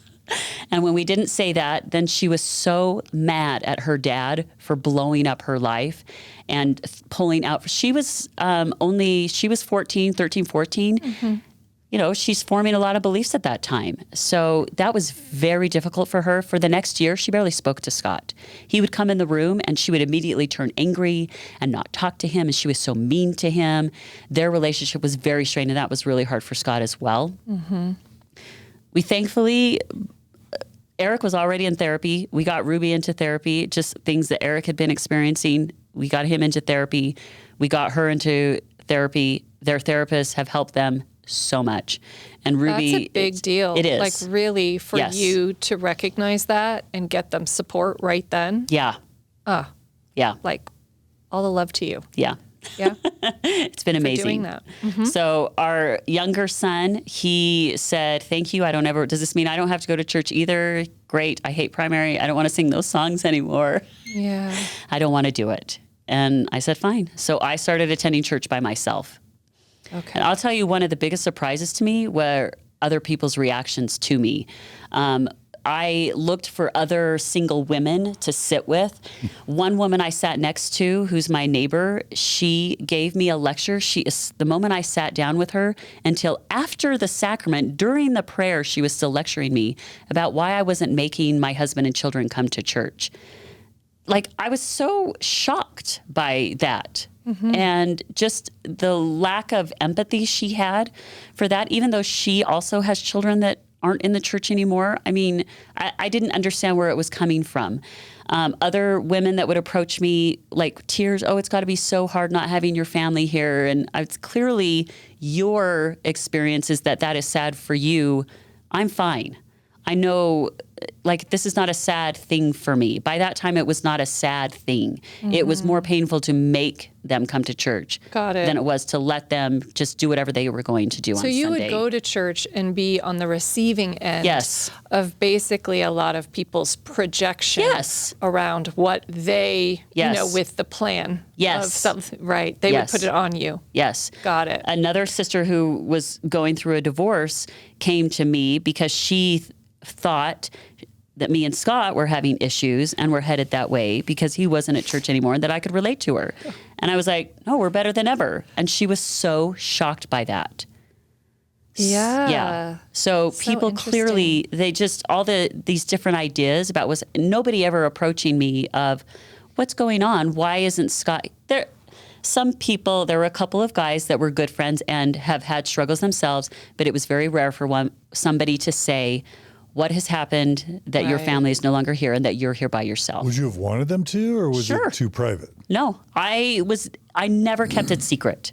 I never did. So you wanted people to show care or concern. Yeah. And they didn't, because they're afraid. Right. They're afraid. Right. Yeah. Well, can you say what that's like to be the head woman in an entire congregation, Relief Society president, giving all this time and sacrificing when in your heart you don't believe at all? Yeah. What's that like? That's difficult. So I went through a lot of emotions of how can I serve out my time at this? How can I teach and testify in a way that feels true to me now, but that still fulfills this mission of being the Relief Society president? And that was difficult, and I threaded the line. I did it well. Of course you did. I did. Of course you did. I know because I know how to say the right things. I know what they want to hear, and I know how to give a talk, a lesson, whatever it is I need to do. And I am someone that they call on a lot to speak. I speak in sacrament meeting a lot. I would teach lessons a lot. I'd speak to the youth. There's just a lot of topics and things that I can do. Having served in a visitor center, you learn how to stand up in front of people and talk and speak. You do. Yeah. So I know how to do that. I started to not feel good about it. I could not, in good faith, say, I believe in this, I believe in this. And I started even presenting different, hey, what if we have a lesson on this? And my counselors, so another thing that I'm really good at is pulling people in from the fringes. So like single women, divorced women, never married women. I was going to ask you about that because now you're having an experience of being outside the box. Yes. Of like, you know, this typical Mormon experience. Yeah. And I think the minute you are, for whatever reason, you all of a sudden look around and you realize all the other people that are on this. So that totally makes sense to me. Well, and all of a sudden, like I realize, they're not coming to church. I wonder what is going on. Yeah. Like all of a sudden I now have, they're not just lazy and not coming anymore. Yes. Oh my goodness. And wow. So yes, but already even as before this, I really have always paid attention to those on the fringes. Yeah. Those that perhaps when they share, they have different ideas and beliefs. Maybe their children are LGBTQ+, maybe they've had just all these different experiences. And so I tried to call in teachers into Relief Society or people in my presidency that represented many different parts of women in Relief Society. Yeah. Mm-hmm. And I love those sisters. I have had always the best experiences with the sisters that I have had the opportunity to serve with. Mm-hmm. And some of those sisters would like, let's talk about that. Let's bring this up. But those that were the Orthodox true believing would be like, no. And so they always bring you back and you're like, well, okay, fine, whatever. So I started having a really hard time with teaching, and it comes down from the stake, the area authority, the top, it all trickles down from the top of the things that you're supposed to teach and testify of and what you're supposed to do, right? So one of the hardest things that started coming down is there started being this crackdown on women, not everybody, just women wearing garments. So like our Stake Relief Society president, she would have the presidents meet at her house and we would talk about things that were going on in our own relief societies. And because they were trying to take things from the bishops and put them on the Relief Society presidents, okay, sisters, you need to start having conversations with these sisters that you can see that aren't always wearing their garments like they're supposed to. And I flat out said, I'm not doing that. That's between a sister and God. Well, we know, but... us. And also us. Right? Yeah. And so it was things like that. And I would start to push back on things. And I'm like, I'm not doing that. Yeah. Or it would be a way of trying to draw sisters in of things that, getting them to do their come follow me at home, like ensure that's happening. And I'm like, that's none of my business. Right. Things like that. So it sounds like you're getting, the responsibility, you're the accountability person. That your job now is kind of this accountability, evaluative. Yep. And that is making you uncomfortable. Yeah. Did they ever explain why they're so worried about women's underwear, garments, for the never Mormons that wouldn't understand it has why? to do with keeping people on the covenant path, because if you can keep them wearing their garments, they keep going to the temple, they keep paying tithing. Doesn't everything come back to the money? I was going to say it came back to tithing pretty quick. Yeah. So it's part of that, keeping people on the covenant path. So that. There can also be the modesty thing where women might wear clothing that make men uncomfortable. If the garments aren't there to make sure all the important parts are covered. Right. I don't mean to make that up. I know. But is that a thing? It's a big deal that bishops would talk about to me. Well, we see these women wearing yoga pants all over. There's no way they always have their garments on. And in reality, a lot of women wear their garments under yoga pants. But as somebody who's a personal trainer, I am all day in exercise gear. I'm not wearing my garments under those. They're made so you don't wear garments under them. And they're talking to me about what can we do to make sure women, they exercise and then they go put their garments on. And they would literally have that conversation with you? Yes. I had one bishop that said, we see women out doing their yard work and they use that as an excuse not to wear their garments so they can wear other clothing and get sun on.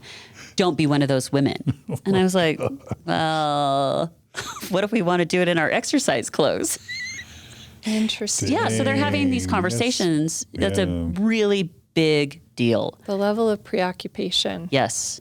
Over women's bodies and you're dress. sitting there in front of your bishop talking. He's talking to you about your underwear. Yeah. Nothing is. Yes, there are things that can be more uncomfortable. It is super uncomfortable. Yeah. Yeah. Yeah. Okay. And of course, they try to do it with tact, right? There's no way to tactfully really talk about that, right? Right. Yeah. So, but of course, one of the temple questions too is, do you wear your garments when you're supposed to as well? And I always felt like I could say yes. But then when I would really think about it, I'd be like, well, I'm not really, but I'm answering yes to it. What you mean Yes. is different than what they Yes. think you mean. Yes. And then you start wondering if you're being honest. Exactly. Yeah. Yes. Yeah. Yeah. Yeah. So you're having a growing sense of discomfort Yes. as you're serving Yes. as Relief Society president. Yes. It's getting a bit harder. Yes. So how did it come to a head? Or So- did it come to a head? Yes. And again, it was around tithing. So you come in November, bishops do the tithing declaration is what they're calling it now. And this is 2023 again? Yes. So this is a year and a This little is bit kind of ago. end of Yep. year 2023. Yeah. So I did not sign up. I just felt like I didn't need to do that. And I felt like this is a choice. And clearly it was not a choice. So I get a text message from the ward secretary, and I wrote this in my outline so I could have it directly, and I may have to refer Yeah, to you it. could read it. Yeah, it says some. No problem. Okay. No problem. Is Yeah. it, just to get up to date on this? Yes. Is it optional to go to the tithing? Of course it is. That's how I remember we it. often didn't go. Of course it is. Because I'm like, we always opted out. Even when we paid tithing, I'm like, Even that when we feels did it. dumb. Like, Right? I'm an adult. I'll pay. Yeah. Yeah. Oftentimes we would donate stock to headquarters. Right. So that even Yeah. our bishop didn't even know what we were paying because Yeah. it just felt like none of their business, honestly. Absolutely, right?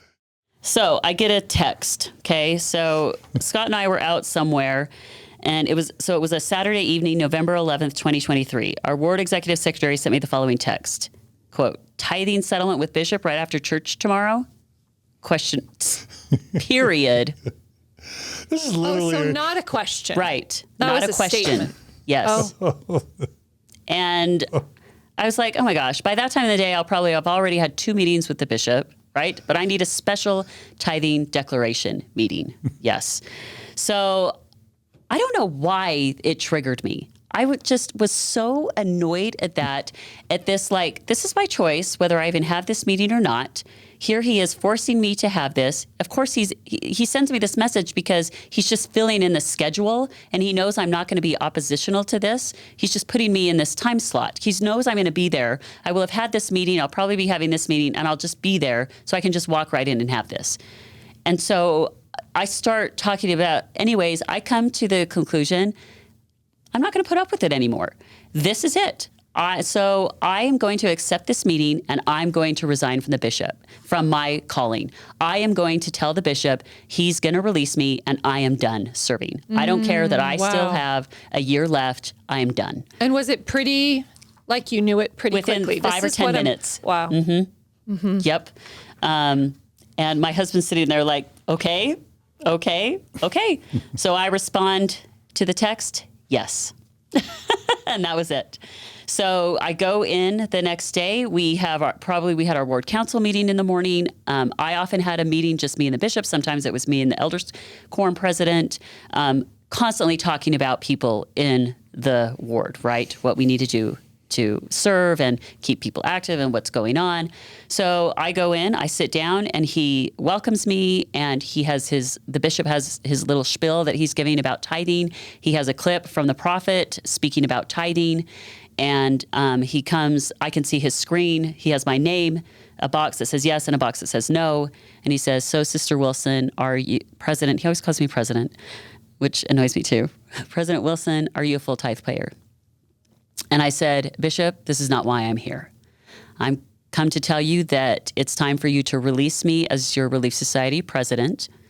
I will serve through the holidays because there is no way in hell I will let you call another sister right now before Thanksgiving and make her have the responsibility through the holidays. There's a lot that goes on in being Relief Society president through the holidays. I will serve through the holidays. Come January, it's time for you to have somebody else. And he was so shocked. I am not surprised. Yeah, because you're the highest ranking woman in the entire congregation. Yeah. Right? And I gave him no indication up to this point that this was coming. Yeah. I have not said one thing like, oh, this is too much for me. Is this causing contention in my marriage? Nothing. Right. I have been there every time I'm supposed to be, every Sunday. I'm happy to serve. I'm doing a great job. I do a lot of things really well as a Relief Society president. He did not see this coming. There's no reason that I should be saying this. And you do not tell your bishop That's right. when to release you. This is not how it's done. No. Yep.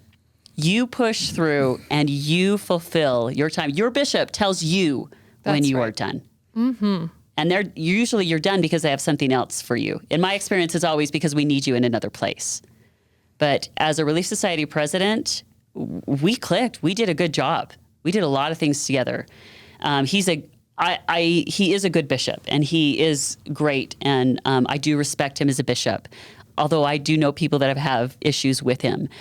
But he was shocked, and do you want to tell me why? And I said to him, I can no longer teach and testify in the way that you or the church expects me to, and I won't do it. Wow. And he said, well, let's talk about that. And I said, absolutely not.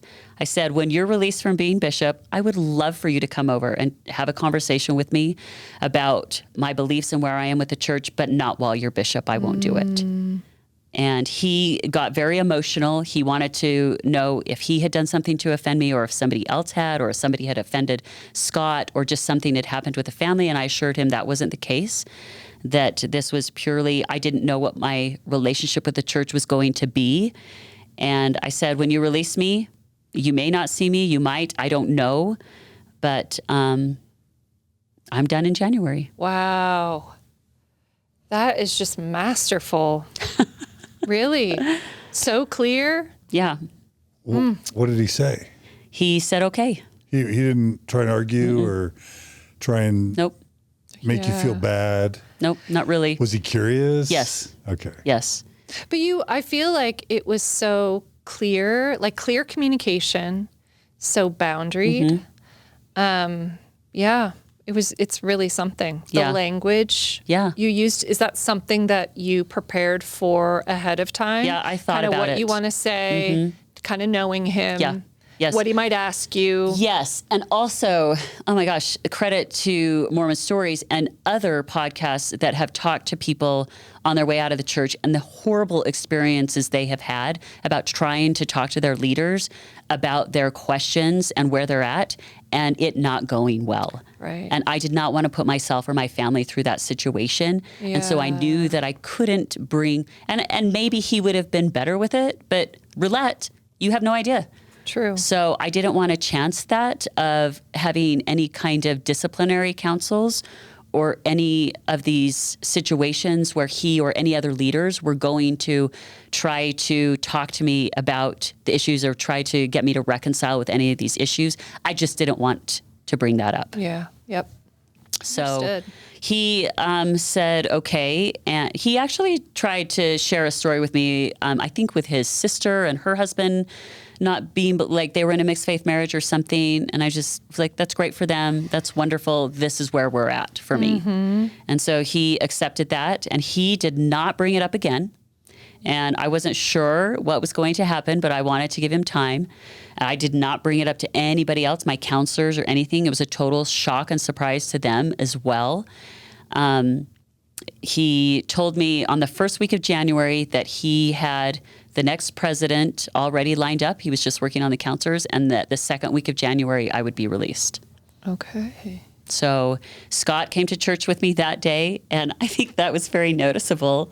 I kind of laughed about it because I was like, Scott is not a little man. Yeah. He's an imposing presence. And so for both of us to walk into church, we sat in the back so the bishopric up on the front could see us. And he released me, and like there was this, you could hear this through the crowd. Really? And it was so interesting, people, but I totally expected that people might come up to me and talk to me, and nobody did. They left us alone. We sat there. Yes. And he released us. And it could have also, another thing that is common to do is to invite outgoing presidency to come up and share testimony or talk. And he didn't. Yeah. And because he knew that I couldn't teach and testify like he wanted me to. So there was none of that. It was just, we're releasing, and here's a new presidency, and then they went on with the meeting. And that's going to leave board members to speculate. Is there an Yes. affair? Yep. Is someone into porn? Right. Did they lose their testimony? Sure. You know, Yep. all that stuff. Well, I told Scott to be prepared that everybody was going to blame him for getting me out of the church because he had, since October, wasn't attending. So neither were our children. And so it already was this thing. And then I'm being released. We walked out of sacrament meeting. We went out to a restaurant, got brunch, and that was it. Wow, isn't that something? And that experience of being released after having served, we had that recently with a bishop couple. Yes. They're escaping my name, Eagle Mountain. Yes, I watched that. Same thing with them. Did you notice that? Yes. That after a year, that like him having served, they were both so full tilt servers for nothing. Yep. It was, Yeah. So I've had interesting experiences. That same day, one of the ladies that was called into the new presidency, she came over, she brought a plate of cookies and sat down with me. And she, or maybe it was a few weeks later, wanted me to know how much of an impact I'd had on her. It was very important to me in my Relief Society to make sure unity and friendship has been a real problem in that ward. And I had set out to make our Relief Society feel like any woman could go and feel like she belonged and had friends there. She wanted me to know that I accomplished that. Oh, that's really... that was so touching. Yeah, that's very personal. Yeah, made sure that I knew that. So, and I've had lots of women over the last year. So that was January 2024. So we're just past a year now. Right. People will see me, and I think that most people don't realize they haven't seen me at church in a while. Like they may think, they may attend church and not really recognize that I'm not there, that maybe I have another calling or something, and they just aren't seeing me. But then they see me and they're like, wait, why haven't I seen you in a while? What are you doing? And, well, I haven't been at church. Oh, and they just go on. They don't really talk about it. Right. Yeah. Nobody has really been curious about it. Yes. And that blows my mind. And it's the most normal and predictable thing I've ever experienced. So common. I call it the crickets effect. But everybody's testimony is they're fighting. Yeah. Everyone's afraid they're going to lose it. They're fighting to keep it. So like it's like they're trying to keep the wheels on the wagon. Yep. So the last thing I want to hear is why some smart, sharp, faithful, committed, capable couple. Yes. Power couple, so to speak. Yep. Why they lost their faith. So they just are going to not talk about it. Yeah.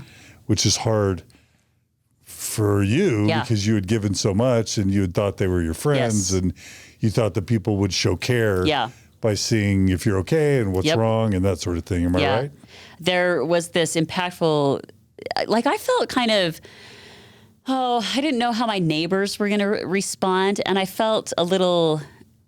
I didn't know how much I wanted to put my foot out there, but I remember by the springtime, we have this great wraparound porch on our house, and I went and I sat on the porch right when everybody was leaving to go to church, and I sat there and I waved to all my neighbors as they drove to church, and I remember that to me felt like this statement to my neighbors of, look, I'm choosing no longer to join you at church, and that was a big deal. And my daughter came out and she said, Mom, what are you doing? And I was like, I'm just sitting on the porch. She goes, while everyone goes to church. She laughed and she said, that's nice. Yeah, I really like that. I think bringing it out, airing it out in the light. Yeah. It was Jared and Camille Johnson. I just wanted to give them a... Yes. I really loved that episode and really related a lot to what they had to say. And did your daughter end up, you said for a year she was mad at your husband. Yeah. She's good now. Good, meaning what? Yeah, so, like this. You don't have to say it. Like one of the best things that has come out of this is our ability to have good conversations with our teenagers. Like the things that they open up about now is what every parent wants, right? So we have conversations. I'm able to say, well, what do you believe about God? And how do you feel about that? And what is your experience teaching you? And they're trying to form their own beliefs about God and Jesus, or not God and not Jesus, whatever it is they want. Yeah. They're able to articulate that the most important thing is how we treat each other. And it doesn't matter if I am at church or if I drink coffee or not, Like our kids are forming their own identity, and there's nothing wrong with forming your identity around a religion, right? There can be so many good things about that.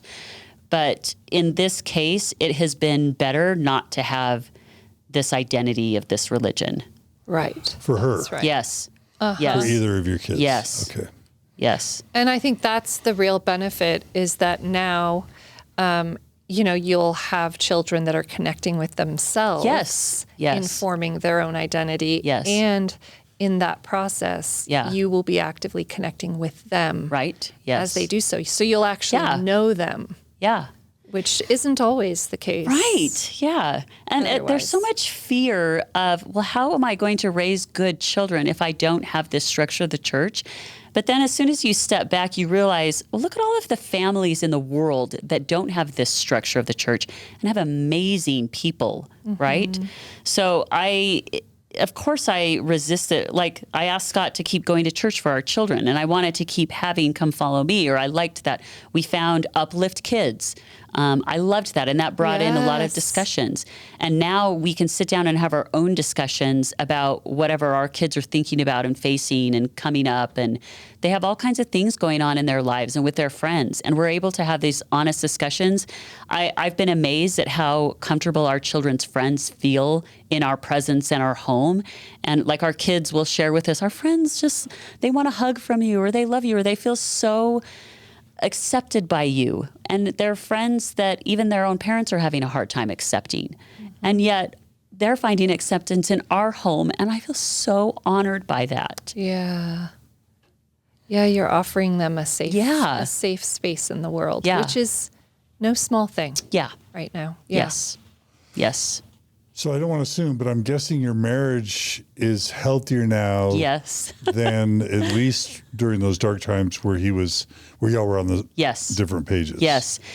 Because we have taken opportunities to not only deconstruct our religion, but our relationship. We talk a lot about deconstructing patriarchy. We talk, and within society, and we'll never be free of that because our society is built on that. But there's a bunch we can deconstruct in our own home and our relationship. But he also has lots of women that work for him in his company, and it's helped improve his relationship with them as well. It's opened his eyes to a lot of the struggles that women and women in the workplace and women in society face, and it's made him a better boss and a better coworker. And our relationship is so much better. There is not anything that we cannot talk about anymore. And that's a treasure. That is a treasure. Yeah. Yeah. And then I'm thinking back to your childhood and teen and young adult and adult self, just so committed to the church. Yeah. How are you dealing with no longer being an active, faithful, super devout Mormon, just in terms of your own identity, your own mental health, your visions for your future, all that? Yeah. So when I walked out of church in that January, I said, let's see what life is going to be like. Right now, this feels like the right thing. And until something stops me and brings me back, this is the way I'm headed. And I love Sundays now. Yeah. Sometimes I go out for dirt church, which means I go on a hike or a mountain bike ride. I find so much peace and contentment and spirituality in nature. I haven't missed it. I find my life is so full anyways that it's so much better. My kids, the first Sunday I didn't go to church, my kids came down on Sunday and I was sitting on the couch and they said, why aren't you going to church? I said, I'm here for you today. What? Really? They were so happy about that. And I was like, I didn't know you felt that way. And they're like, well, you get up and we don't see you all day on Sunday. You're gone. And why didn't you let me know that? Well, that's just what you do, Mom, And I was like, oh my gosh, even the little amount that I was giving a lot. They're aware of. And just having their mom home and available, especially as teenagers. I mean, it's one thing you think they need you as little kids, but when they're teenagers, they have a lot more to talk to you about than they do as little kids. And so to be more available where I am not gone on this Tuesday night or this Wednesday night or all day Sunday or this Saturday activity, it makes a big deal. It's a big deal. A lot of times, again, I'll ask the identity question. Yeah. And then also there's spirituality. You said nature fills that some. Yeah. But then there's also afterlife, dealing with death. What's the purpose and meaning of life? What about all that existential stuff for you? It's very good. I don't mind not having answers to that. I am not concerned about it. I don't feel discomfort or I'm not unsettled about that. And my grandmother passed away during this time. My mom's mom, she was 98. She passed away during November of 2022. So I was not believing. So we went to her funeral, and it was very interesting to sit there. Wow, Mormon funerals are interesting, right? Yes. Just another teaching opportunity, right? And my mom, of course, is convinced that her dad came back to help her mother pass through the veil and is there, and she's with her dad. Of course. I mean, who's to say they're not? We are not the only religion that believes in that kind of afterlife, right? When you go on your mission, you realize everybody believes in eternal families. They're just not teaching it the same way, and they don't believe you have to be sealed in the temple for that. So I don't know what it is, and I'm okay saying I don't know. Yeah. I am okay saying I don't know for a lot of things now. Right. Yep. You're living the question. I know, and does that feel weird? Like, how can you have so much peace saying I don't know? Yeah. Because really none of us do. Right. None of us ever did. Right. I'm reminded of Noah Roshetta's Secular Buddhism podcast where he talked about we're all falling. You know, we just, there's no ground. Right. Groundlessness is, you know, even when we were most convinced and certain that we knew what happens when we die and that there's a God and we knew where we were going. Yeah.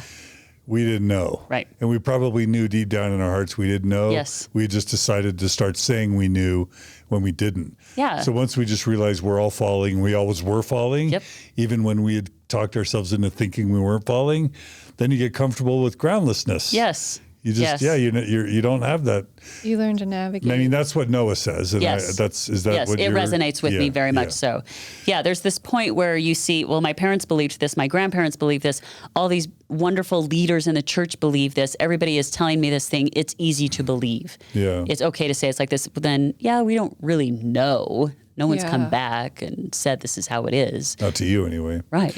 That's right. I was just going to say one thing as a follow-up, and that is, I think do you find it is a profoundly different experience to live life with a sense of curiosity and not knowing than how you used to engage with life when you felt like you had all the answers? And if you could speak to the difference, because I view it as a profoundly different way to engage with a day. Yeah. So if you take, for example, a Sunday, I knew that I had to go to church to worship God, to keep the Sabbath day holy, to have this kind of experience because it was going to set me up how the Spirit would influence me, my family, in my home, and us in the next life. Now I can wake up on Sunday and say, well, what is this day going to bring? I'm going to go, I have these women that I mountain bike with. I'm going to go mountain biking with them. I'm going to make this wonderful dinner. I wonder who of my family is going to show up, and are we going to have a great discussion around family dinner? And if they don't, it's not going to hurt my feelings. It's just, what is this day going to bring? And it doesn't mean you don't set out your goals. You know, we do set a lot of goals for things in our lives, but our expectations around meeting those goals are very different now. I love living with curiosity in my relationships, in myself. Like, I'm making this choice. I wonder how this is going to feel. I wonder how this will feel in my body. Yeah. There's like an exploration kind of piece of it. How about with regard to your relationship with curiosity and learning? Like, if you're curious, do you find yourself being drawn to understanding different things or reading different things because you realize you don't actually know everything? So the first thing that I was very curious about after this was the Bible. So I've listened to so many podcasts and read books by scholars outside of Mormonism surrounding Jesus and the Bible. And I found that fascinating as well. But the things that I am most interested in is, as a personal trainer, I'm really into women's fitness and health, and not just women's, I also train men. And so I am constantly studying and absorbing information around health and fitness, what we can do to make the quality of life better. And I do feel like this curiosity resonates with that because I have been passionate about that for years. I'm super passionate, especially about women living their best quality of life as they age. Mm-hmm. And so absorbing all of the information that I can, and there is so much out there around that. So you can find me on any given day. I'm mostly listening to podcasts and books surrounding that information, but then I'm also building relationships. I love working on relationships with my husband and my children. I have children with ADD, ADHD, and so that's very neuroatypical, right? And so I'm constantly, well, how does that affect them? And what can we do for our relationship with this? I'm very interested in women reaching menopause and how that affects and how we can make that experience better for women. How fitness and health, mentally, emotionally, spiritually, all of that go into quality of life as we age and get older, and how we can take care of ourselves the best that we can. Yeah. So for some women, that includes the church, and for some, it doesn't. Right. So there's been, even in my personal training practice, there's been women that I've opened up to about my experience, and some I won't. Some that, most of them just assume I'm still in the same place, in the church, and we have conversations about them taking their children to the temple, and that's beautiful and wonderful. So I do personal training out of my home, and it's not in a gym.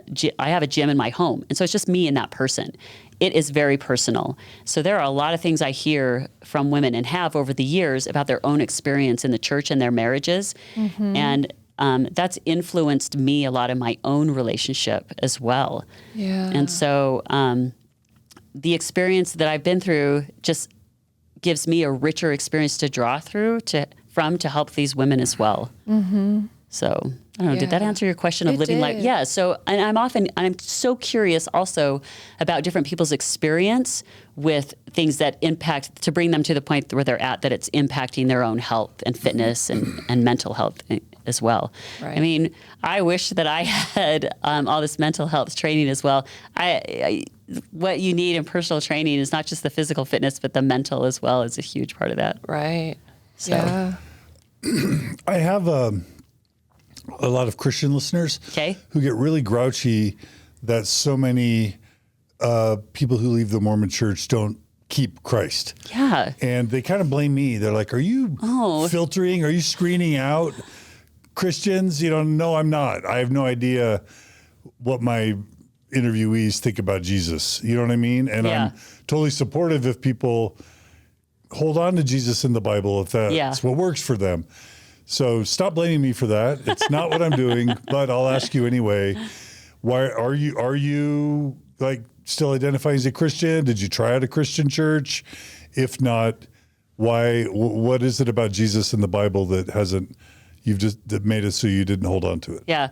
So I've thought that is interesting as well. And I do think because we are so definitive with Joseph Smith's first vision and how he has described Jesus, and it's much different than what other Christians describe as Jesus, it's natural for us just to deconstruct him all the way, right? So I don't not believe in Jesus, but I don't believe in a God in the way that Mormon church teaches. Even when I became a mother, I started often in my prayers, hey, Mother in heaven, just kind of out of the side of my mouth, are you there? I kind of need some guidance right now as a mother. And I knew that was not appropriate.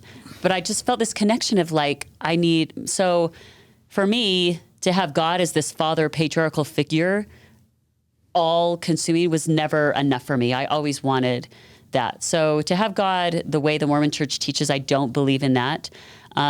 I told you that I graduated in earth and space science education. So I very much, physical science is something that I have had a lot of experience with. There is this energy that connects all of us throughout the universe. Is that God? I don't know. Was Jesus a real person? Probably, most likely. Is he the way that the Bible, all of this strung together in the Bible? Probably not. but I'm not throwing him out. I love the teachings of Jesus, and I think that the teachings of Jesus make us better people. But as far as, that's something that I continue to rebuild. Mm-hmm. All right. Well, this has been an amazing story. Very, very powerful, very uplifting, very inspiring. I'm curious if either Margie, you have any other final questions, or if Jen, there's any other final messages you want to leave for everyone. I think I do have a final question, just to kind of bring it back to the question I asked earlier about, what messages you took in about who you are, your identity. And maybe for me, it would feel great to end asking you an update to that. Okay. And I think we all are rebuilding, right? Yes. As long as we breathe, hopefully. Yes. We'll be actively rebuilding. Yes. So for now, it's like a picture frame of this moment, you. Okay. But like if I were going to ask, especially with some of those things that were conveyed to you, that maybe were no longer, they were like never for you. They weren't meant for you. Yeah. Yeah. But what are some key aspects when you think about yourself with regard to your identity now? I love the thought that mediocre is wonderful. Yeah. That my style of mothering and homemaking, my style of being an athlete or a working woman, I don't aspire to stand out by being exceptional or not enough. I love hitting this mediocre, and it makes me really happy. So liberating. Yeah. See, I just always loved being mediocre. Welcome to the club. Okay. Yeah. And I love that it is liberating. It is liberating to know that I don't have to be perfect in anything, and that I don't have to be ashamed or feel guilt for the way that I choose to spend my time. There was a long time where I felt so guilty about dedicating so much of my time to athletics or fitness and health, and that when I finally became a personal trainer and was making a living at that my mom was finally like, oh, now it's okay because now you're making a living at it. But why can't I just do it because this is what I'm passionate about, right? Mm-hmm. And our situation allows me to be like that. But I love what I do now, but being mediocre is very liberating. Yeah. Yeah.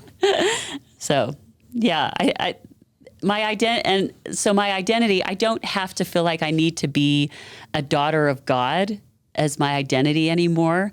I'm a queen, all in just who I am. Yeah, that's right.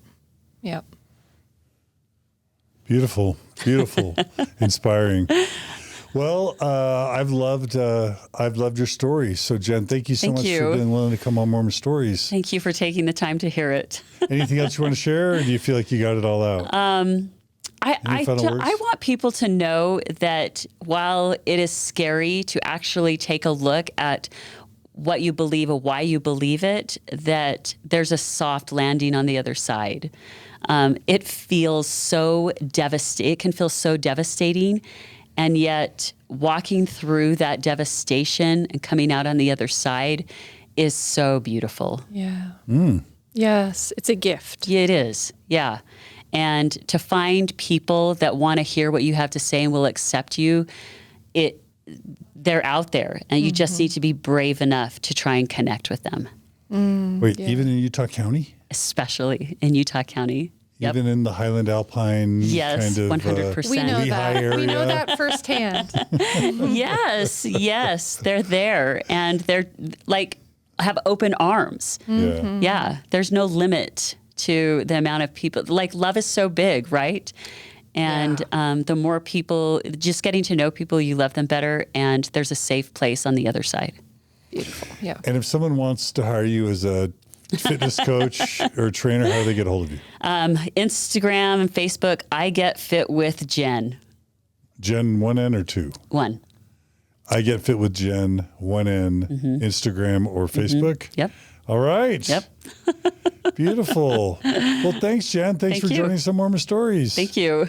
And Margie, thanks for being along. Absolutely. Thank you. Thank you. We appreciate you. And as we always do, please subscribe on YouTube, Facebook, Instagram, TikTok. Like this. All that helps with the algorithms. We couldn't do this without our donors. So if you're a monthly donor or an annual donor, thank you. Your donations make this possible. If you value this content and you aren't a donor, but you want to see it continue to pay it forward, you can become a monthly donor by going to mormonstories.org, clicking on the donate button, becoming a monthly donor. Also check out Gift of the Mormon Faith Crisis at mormonfaithcrisis.com. It's free.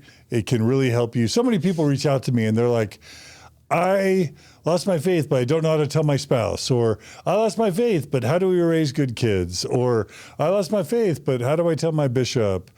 It's all in the Gift of the Mormon Faith Crisis, mormonfaithcrisis.com. It's all there. How do I not blow up my life? Yeah. You know what I mean? How do I deal with spirituality now and not having a belief in God, but I still want to be spiritual? Or how do we deal with family rituals? Or how do I deal with my anger? It's all there, people. mormonfaithcrisis.com. We should just have an ad. We should have an ad for our own content. Yep. And just share it that way. Anyway, thanks for supporting that as well. You're welcome. Thank you for having it. Yeah. Yeah. And, we always welcome your feedback. We read the comments on YouTube, so you can leave them there. You can email us at mormonstories@gmail.com. There's a little feedback form at mormonstories.org you can fill out. And if you want to, like Jen, be on Mormon Stories, all you got to do is apply. So go to mormonstories.org, click on the apply to be on the show, record a little video, fill out the form, Margie will review it. And we can't promise everyone who applies can get on, but if you want to get on, that's how you do it. So we are always looking for interesting stories of Mormons. So check it out. And anyway, regardless, thanks for joining us. We love our listeners. We love our viewers. Be good to each other. Be kind to each other. We'll see you all again soon on another episode of Mormon Stories Podcast. Take care.